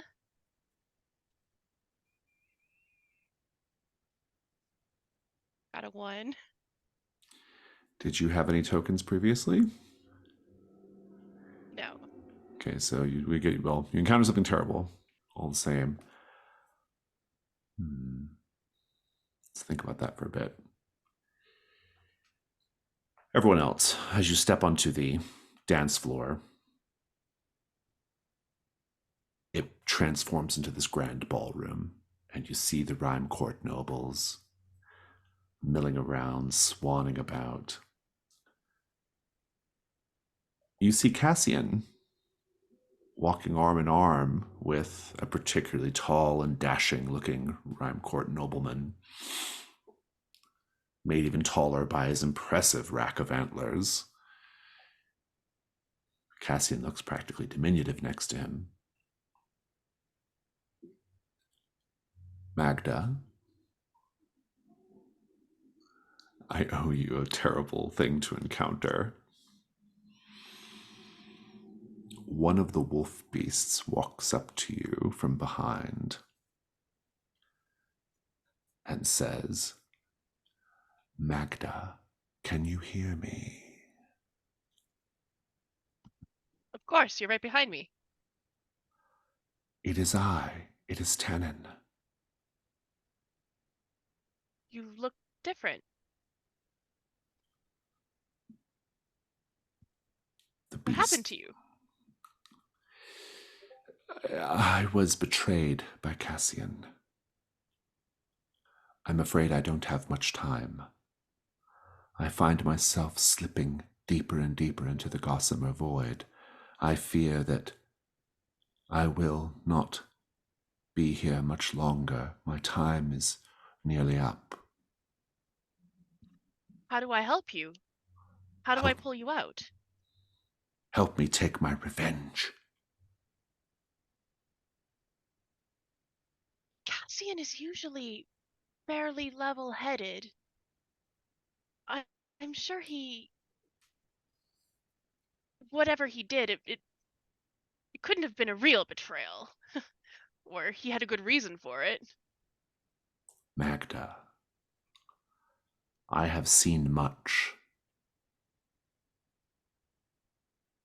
I have seen the way out of this place. I can show it to you, but only if you will strike a blow against the one who betrayed me. Surely there has to be another way. I can't But solve a betrayal by also betraying someone. That's not how being a hero works. I am nearly gone. I feel myself melting into the cosmos. There isn't much time.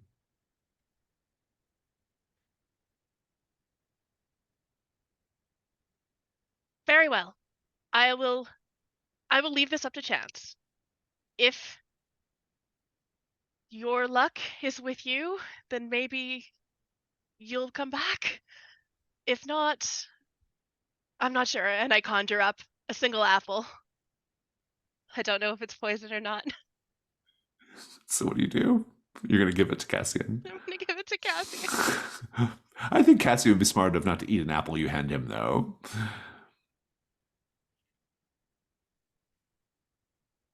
Aquila, could you please present this gift to Cassian for me? I'm sorry, what? This apple, could you give it to Cassian for me? Anything, yeah, of course. And he'll Well, take the take it apple.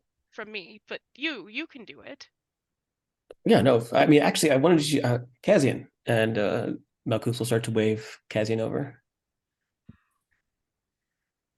Cassian will turn slowly, and he's clearly surprised. He'll, excuse me, one moment, Sir Quest. I shall return momentarily. Sir Quest strides forward between you and Malkuth, and he says, "Are you going to challenge me for the hand of this one?" To Malkuth. No. I just wanted to introduce him to my sister, and puts his hand on Magda's shoulder. Introduce him to your sister. A conspiracy. A conspiracy to steal away my one true love. Oh, no, it's nothing like that. I will not stand for it. You besmirch my honor. Indeed, your actions provoke one response and one response only. We're just roommates, I swear. Through. I shall run you through with my blade. There is no need, Sir Quest. My loyalty lies with you.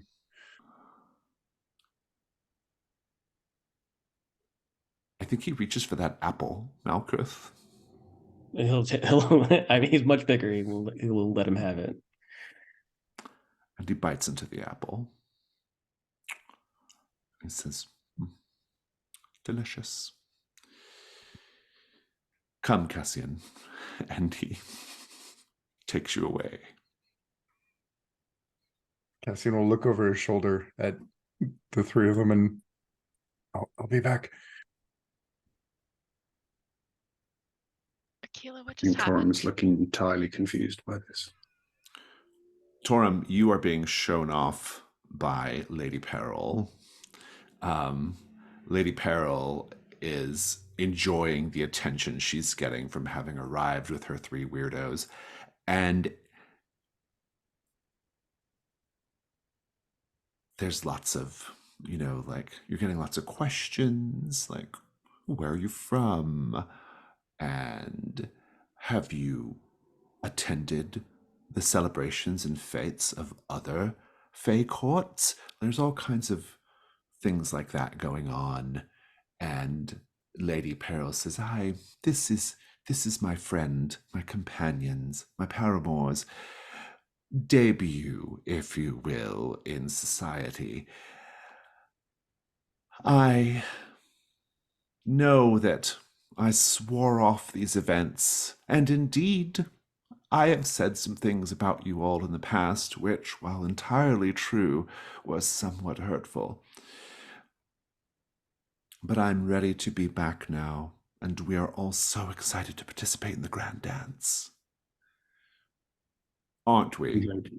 And Lady Peril was kind enough to indulge me. I have long wished to attend an event such as this. It has been my dream, you might say.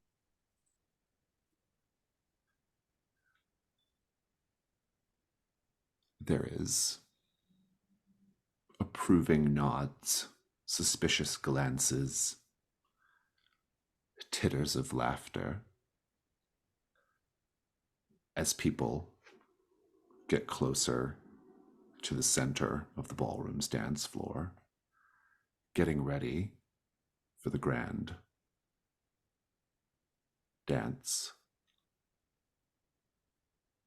Sir Quest says, "Are you a dancer, Cassian?" I have attended several balls. Well, there's much to be gained by dancing well. You might even earn the favor of other Rime Court nobles. And the favor of Rime Court nobles is, can be quite a prize. The sort of thing that kings and queens strive for. You can earn with a graceful gesture.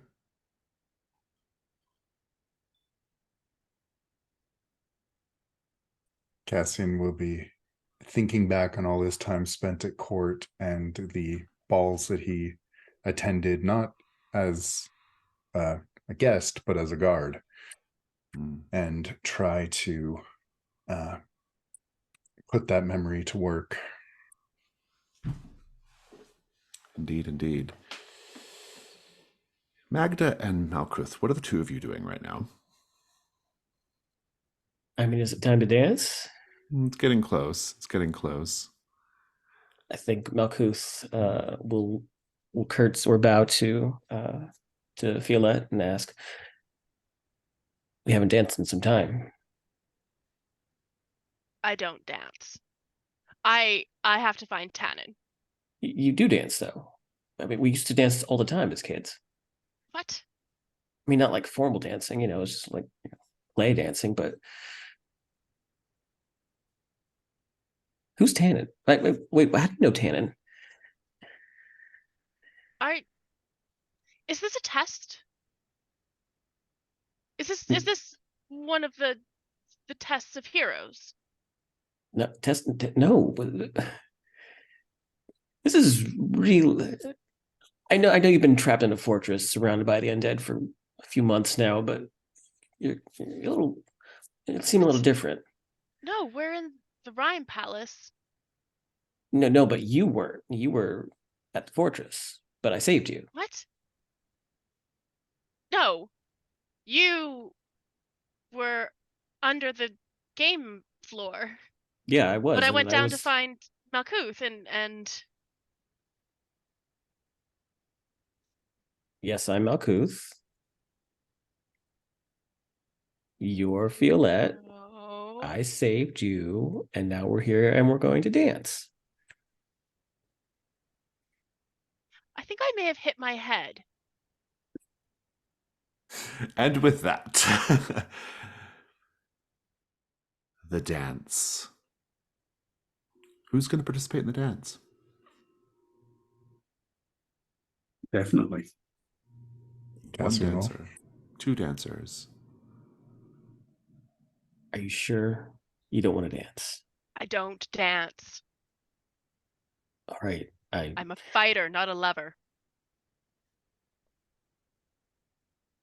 Okay. And yeah, Malkuth will look around, see if there's anyone who would want to dance with him. If not, it's fine.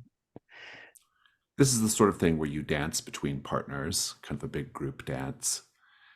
Get passed off between various people and things. Indeed, it is a special role called the dance role. You can attempt the dance role to move gracefully through the throng of nobles and win boons from them. The role functions similarly to, but not identical to, a combat role.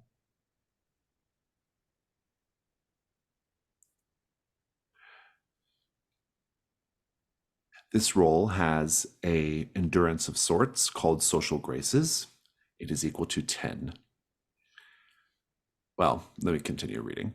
Treasure hunters who are wearing masks declare who their intended dance partner is for the next dance.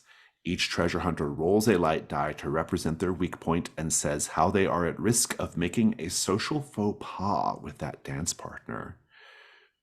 Treasure hunters then roll a number of dark dice equal to the number of treasure hunters participating in the dance.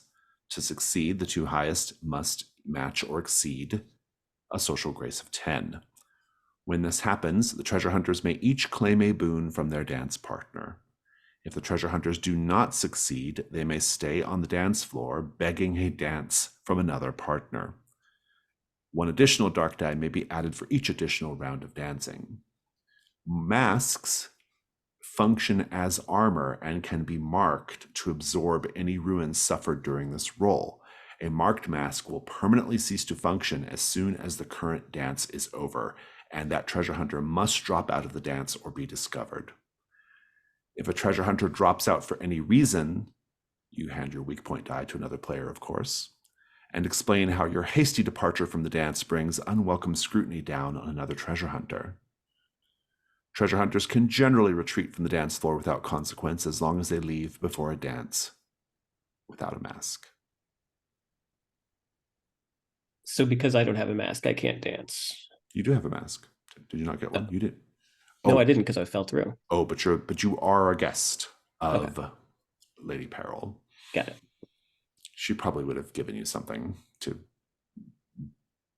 make you acceptable to the group.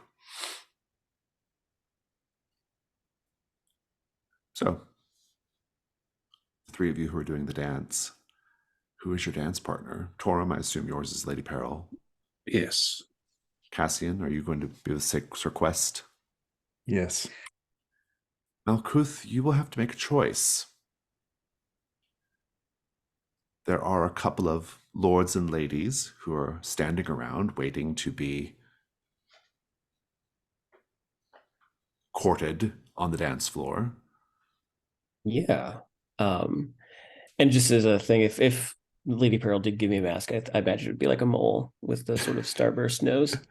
But yeah, he'll just approach the first one that looks available, and he'll bow and offer his hand to dance. A lord or a lady? A lord.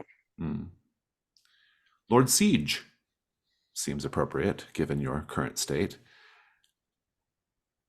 He's had a little bit too much hummingbird wine from the looks of him. He says, "Do you wish to try to show me your skills on the dance floor?" Oh yeah, my sister won't dance with me, but if you're willing to dance, I would love to try. Yes, and perhaps you could earn my favor as well. Yeah, he'll take his hand. You are going to feel the chill go up your spine again, but he will go out to the dance floor with you. He has horns that look like a gazelle. They sort of like go back, swoop up.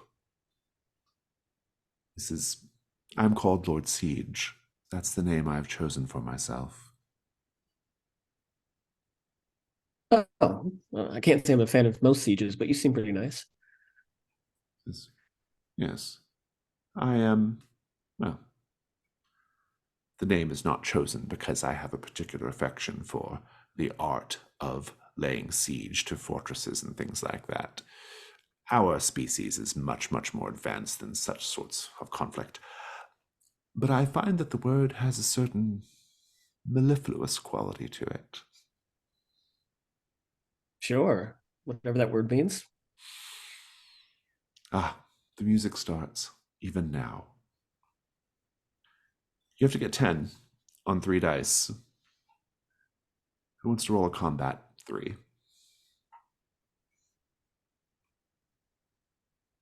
We need to roll weak points first. You do have to roll weak points as well. Yeah, go ahead and roll weak points. And say how you are vulnerable to committing social faux pas. I think Thoron is vulnerable because although he's dreamed of attending Countess Sheila's Forbidden Festival. That's his drive. And this feels like a stepping stone on the way there. He's never danced in a formal manner before, and he's big and not clumsy, but not entirely graceful either. Hmm. His weak point is 1. Yeah, Malkuth's weak point is 5, and I imagine it's because he is Malkuth and awkward in these kind of settings. Indeed. Cassian's weak point is also 5, and he's relying on memory, not experience, and memories are hazy. Indeed, indeed. And who's going to roll the dance roll? Roll it.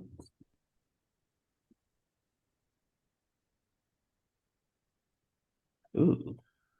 6, 5, and 4. The two of you who got 5s are going to have a ruin increase unless you discard your mask. The ruin increase, I think you offend someone during the dance and they take it out on you physically. But let's begin. You are ultimately going to impress your dance partner and receive their favor. Malkuth, kick off the dance. What happens here? So the music begins to play and the bodies begin to drift onto the floor. And I imagine everyone sort of has this floating quality, or at least the residents of this court do. Malkuth, on the other hand, is very much still grounded. His feet are heavy rather. But I think he gets swept up in their speed as the music begins to speed up and they begin to twirl. And I think that the mask that he's wearing isn't secured to him properly enough. So it sort of clatters off to the ground, but he's still sort of swept up in it. But yeah, I'm going to take my mask off so I don't increase my ruin.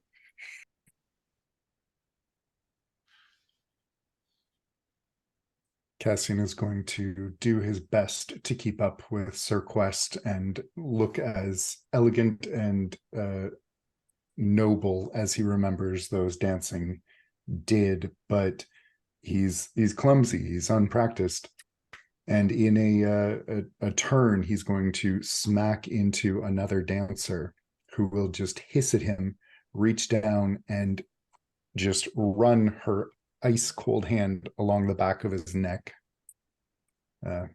exacerbating his chilled and cold to the bone. Torum, please describe the moment when you truly impress Lady Peril. I think Lady Peril is quite an extravagant dancer. She moves around a lot and is doing lots of twirls and pirouettes and various movements. And Torum impresses her by just always, even though he doesn't look like he's moving a huge amount, he's always in the right place at the right time. So that she twirls into him and he catches her just perfectly. Or so he's turning just at the right moment. Just very well placed, very attentive. I love it. Malkuth, how do you ultimately impress Lord Siege? I think the dance started off relatively graceful and calm, but it quickly escalated into this sort of gyrating movement of bodies, almost felt like a slam dance. And I think by the end, despite his comparatively small stature to Lord Siege, I think that that towards the end of this, Malkuth is able to keep himself upright, and in their final pose, I think Malkuth is actually dipping Lord Siege.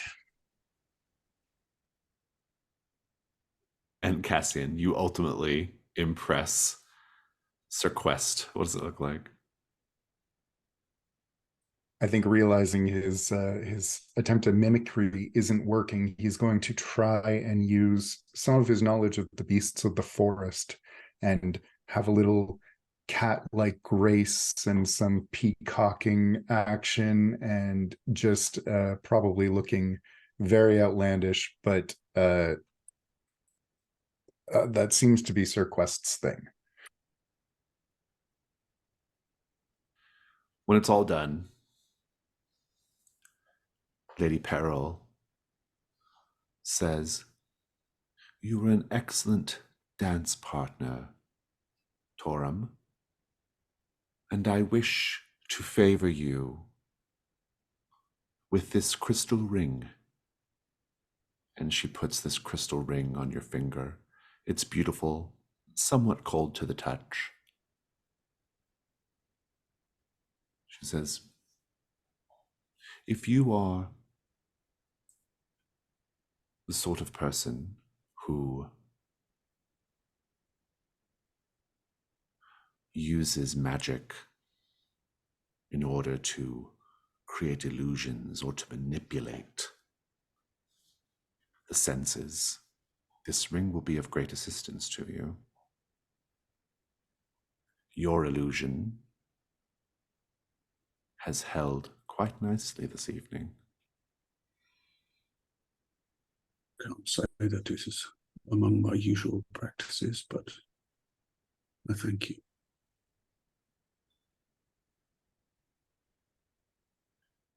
Malkuth, Lord Siege says, "It would seem your disguise has dropped, friend. You are probably not supposed to be here. I wouldn't stay here much longer. The Rime Court nobles can get a little testy when they think they have been deceived. And yet, you cut a fine figure on the dance floor, and I would like to give you a reward." And he summons a couple of attendants who bring forth an extravagant albino peacock. Not the most convenient thing to go about with, I'm sure, but the spray of feathers is beautiful and, importantly, very wide and can cover you while you make a hasty departure. I appreciate it, Lord Siege. And I thank you. You were magnificent on the dance floor. Yeah, he'll hoist the peacock up over his face and just sort of try to saunter back over to Magda. Sir Quest says, "By all of our rights and customs, I am to provide you with a boon because you have proven yourself most capable on the dance floor. Cassian, my boon is simple. I would like to offer you a place at my court. By my side."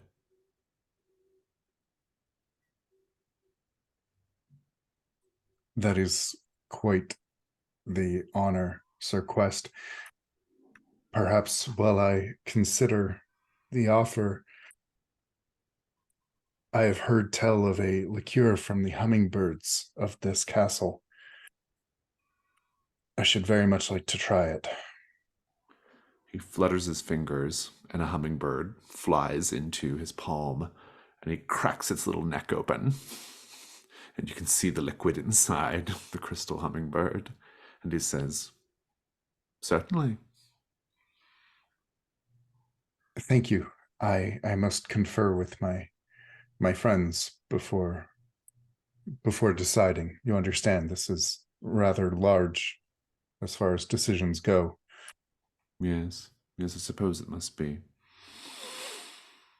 I will return. Do you administer the hummingbird Bring liqueur? it back to the others. Yeah, Indeed. Do the two of you drink it? I mean, if Cassian offers it, well, sure. I feel bad for trying to kill Cassian. So yes, I'll take it. Indeed. Oh.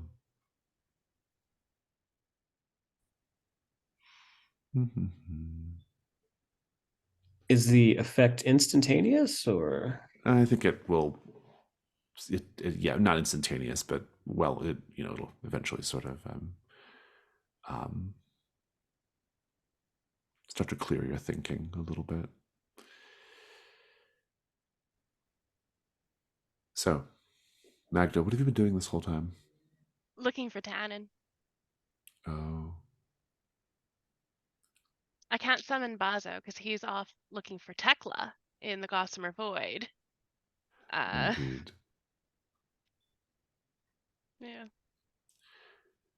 The problem is that the wolves only patrol the perimeter of the dance floor, and you're in the ballroom. You have to find a way out of the ballroom.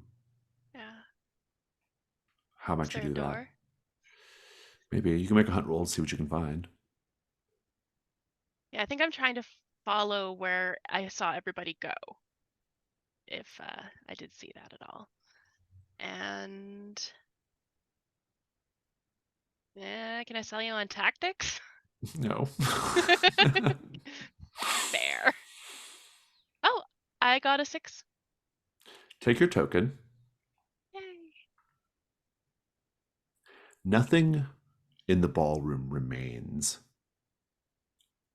or nothing of the garden remains in the ballroom once you step onto the dance floor that was in the garden, except for the topiary of the king, which is in one corner of the ballroom, appearing just as it did in the garden, except it's out of place now because it's not planted in anything. What do you do? That's interesting. I think I'm going to go take a better look at that. And I would like to also turn my hunt token into gold right off the bat. Very desperate. I mentioned that um, at the base of this particular topiary was a bunch of glass thorns. But there is within this tangle of glass thorns a single beautiful mirror rose, more beautiful than all the rest that were on the other topiaries. You can collect it. It's worth 1 gold. I think one of the Rime Court nobles, a lady moth, will approach you and say, "Be careful of the thorns. Should you be pricked by them, you might find yourself in quite a state, perhaps falling in love with the first creature you lay eyes upon." Well, I certainly wouldn't want that. I'll be very careful. You have the rose. I wrap it so I don't accidentally prick Yeah, myself it's on quite it. delicate, yeah. And so what now, everyone? The party continues. Well, I imagine Magda's not around, and so when the hummingbird juices start to work their magic and bring him back to his normal self, do I clear the conditioned dream venom if I drink the hummingbird solution? You do, yes. Um, hey, has anyone seen my sister? Malkuth, your sister is not here. I think that's the point where the hummingbird juice really kicks in, and he starts to feel like this come down of reality that hits him. Oh, yeah, no, I thought that was going to be too good to be true. Cassian will kind of pat Malkuth awkwardly on the arm and say, "I'm glad to see you mostly well." Yeah. Say, is that tall guy, like, are you two a thing now? Oh, I hope not, but bargain had to be made. Where's Magda at?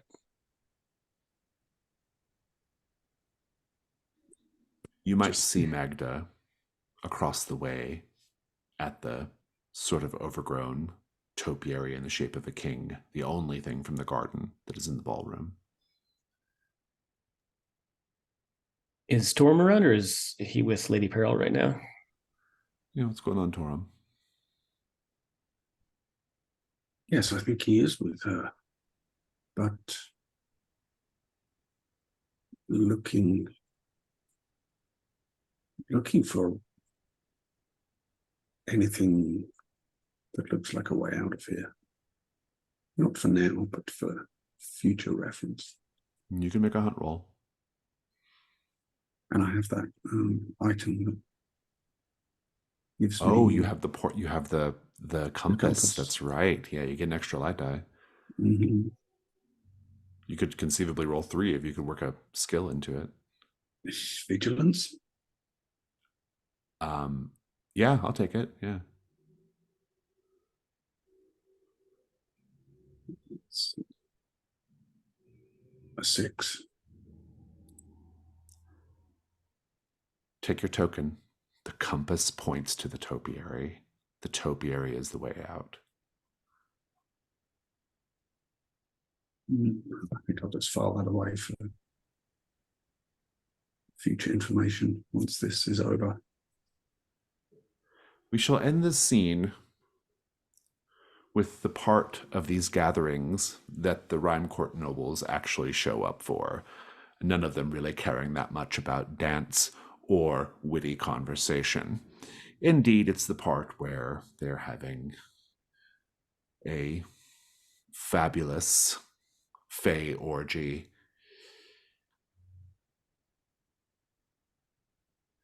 To which you are all invited, of course. Editha is lustily partaking.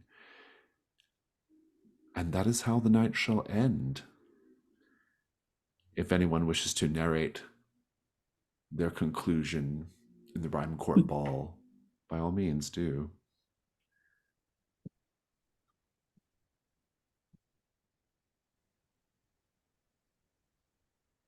Bearing in mind, these people could freeze you to death if you get a little too involved. Consider that. Magda is coming down from the effects of the dream venom and very slowly piecing together what was happening during the time that she was messed up. She is sulking in a corner because Aquila was not actually there witnessing her great adventures. And I think when she does catch on that this orgy is happening, she's just trying not to watch. It's not working very well. She's trying to keep her eyes averted. It's not very hero-like to, be a voyeur.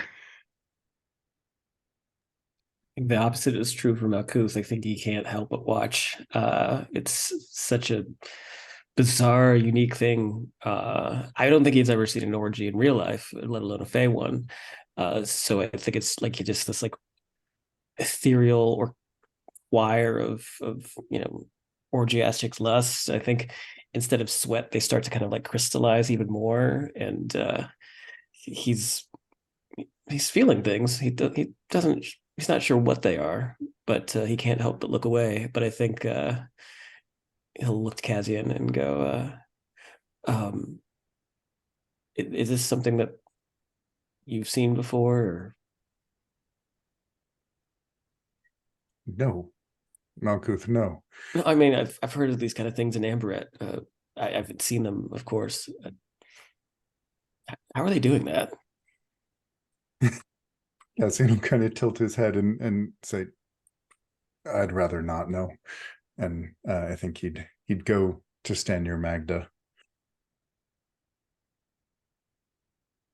and just say, "I'm glad you're well-ish. I have news about your old friend." Yes. He said you betrayed him? Betrayed is a strong word. I let him die.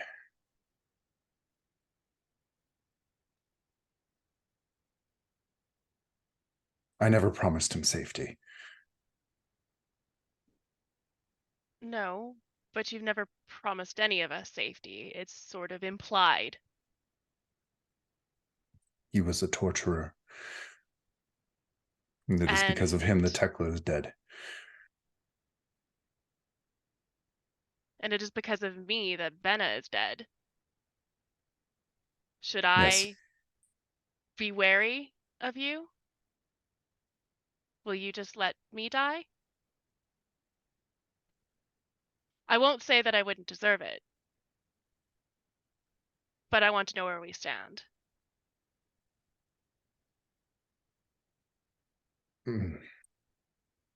Before, yes. Not now.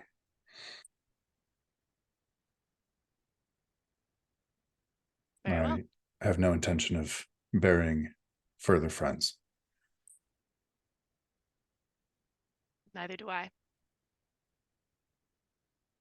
Good. Good. As this Good. orgy is happening.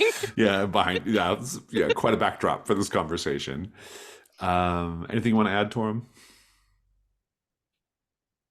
Just that I think that Lady Peril is partaking, Oh, yes. and she gives at one point she gives a kind of inviting, longing look toward Torin, but she also knows that she would kill him if he were to join. So he stands aside. Indeed, indeed. That will conclude our session for today. Let's go ahead and go to stars and wishes. Whoever wants to go first, go for it.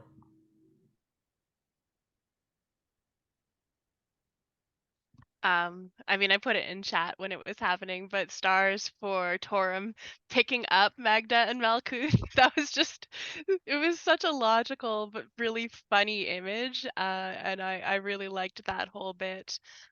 Stars to Jack for really playing into the thing, the Dream Venom sequence, with the sister. That was really fun, and it's really interesting to see that side of Malkuth because it's more, I'm not going to say kind than Malkuth usually is. It's not really that. It is a bit more of a different side that we usually see. So that was a lot of fun. Cassian's very awkward fake relationship deal, hilarious. Loved every moment of it. I want to see how this is going to work out. Secretly, I hope that they fall in love for real, because fake relationship to true love is a great trope, and I'm super into that. Yeah, I loved all the characters, Jason. They were really evocative. They were really different too. I know that they all have similarities because that's the nature of what's happening. But you were playing them also very differently. That they felt like different personalities. They felt like very different people. It was just a lot of fun. Yeah. Yeah, I really, it was good to be back. First star there. But just kind of go off what Amanda was just talking about. I love these different fate answers, these lords and ladies that we got to meet today. Yeah, they all had their own kind of distinct personalities within the kind of framing of being these, like, otherworldly beings. I love I love the jealousy that Kazian's partner had. I liked Siege's sort of like hard name but soft, sort of soft presentation.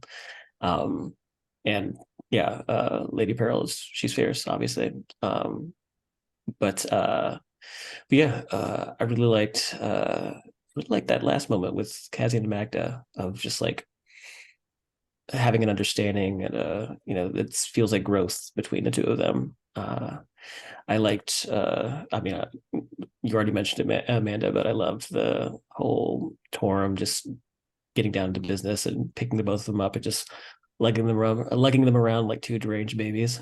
The visual was fantastic for that. And yeah, I also loved everyone's description of their gala attire. The iridescent oil slick armor was really cool. and wishes to figure out how we're going to get out, if we get out, because I don't know how that's going to happen.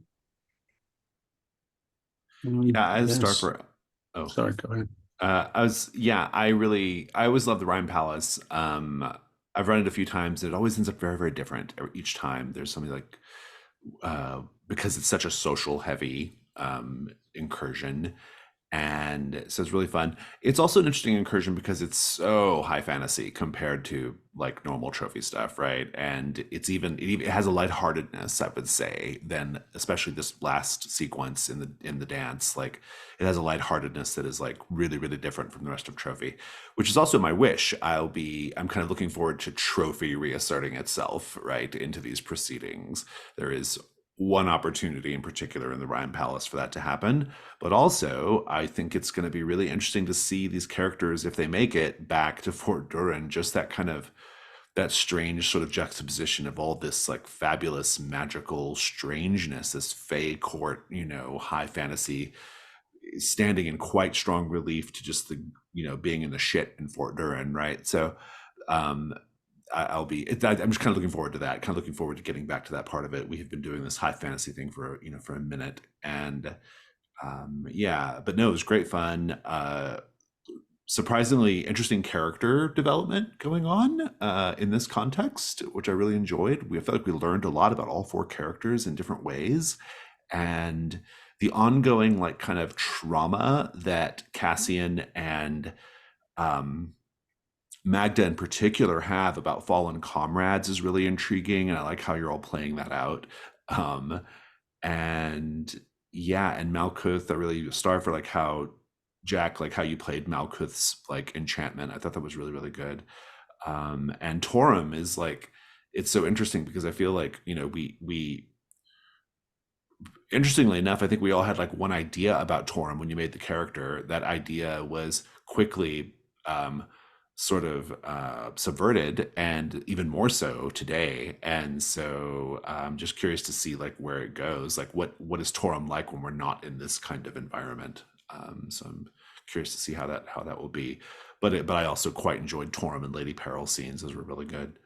But yeah, I always love playing this one. I always have a lot of fun with these characters, and I'm very just excited to continue. Yeah, I would definitely echo Starford, Jack and Amanda for the playing of the enchantment, and that was really entertaining. Especially the scene where they were talking back and forth, and when Magda said, "I feel like I've been hit on the head," that was just a good combination. The timing is really good on that. I feel like I've been entire kind of that entire sequence of events. I've played this incursion before, but I really only remember the game warden part of it. So this bit is kind of hazy to me. I don't remember if we ever even got this far. It's interesting, and I'm having a lot of fun with the new character that he's kind of that he's intended to be kind of a little bit of a contrast to what you expect when you just look at him on paper. So definitely looking forward to. I guess my wish is I need to get to work on my burdens, but fun session, and it's good to be back. It was quite an adjustment getting back into the swing of things after a couple of weeks away, but it's nice to be back. I loved all the Fey nobles and seeing how weird they were. I hope we get a little more of them. As mentioned, Magda and Malkuth being affected by the dream poison, the way you both leaned in and described things. I really enjoyed the riddles, even though Cassian didn't intend to actually solve it. I like that mechanic, and maybe we'll see more of that. I look forward to seeing more of Torum and getting more interaction with him and the group, and I think that about covers it. Everything's been said. Good session, good to be back. Looking forward to the next one. Also, Starfur fantasy operation. That was a good touch. Oh, and that's one of my wishes. I kind of want to see more of weird gossamer voided Tannen. Because I feel like he's gonna, if he has any way to do it, he's gonna work some kind of mischief in the void. I love it. Were there any other stars and wishes? Very good. Then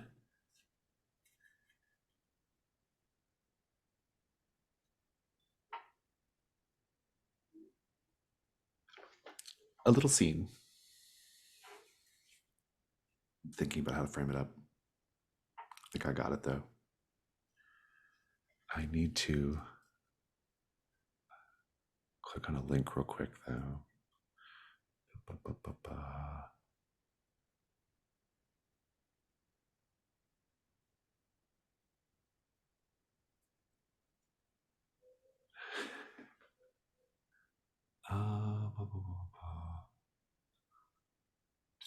Okay. I think we see it's the masquerade garden. The lights are bouncing around on the dance floor, kind of intertwined with each other, the lights. And a few lights bobbing off to the side awkwardly on the dance floor. And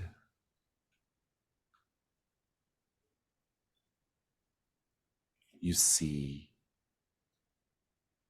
one of the wolves, starry wolves, by himself. Where his pack has gone, who can say? But this wolf approaches one of the topiaries and he speaks. I am the symbol of life and rebirth, but beware, for I conceal a secret worth. And we see a beetle crawl out of the topiary towards the starry wolf.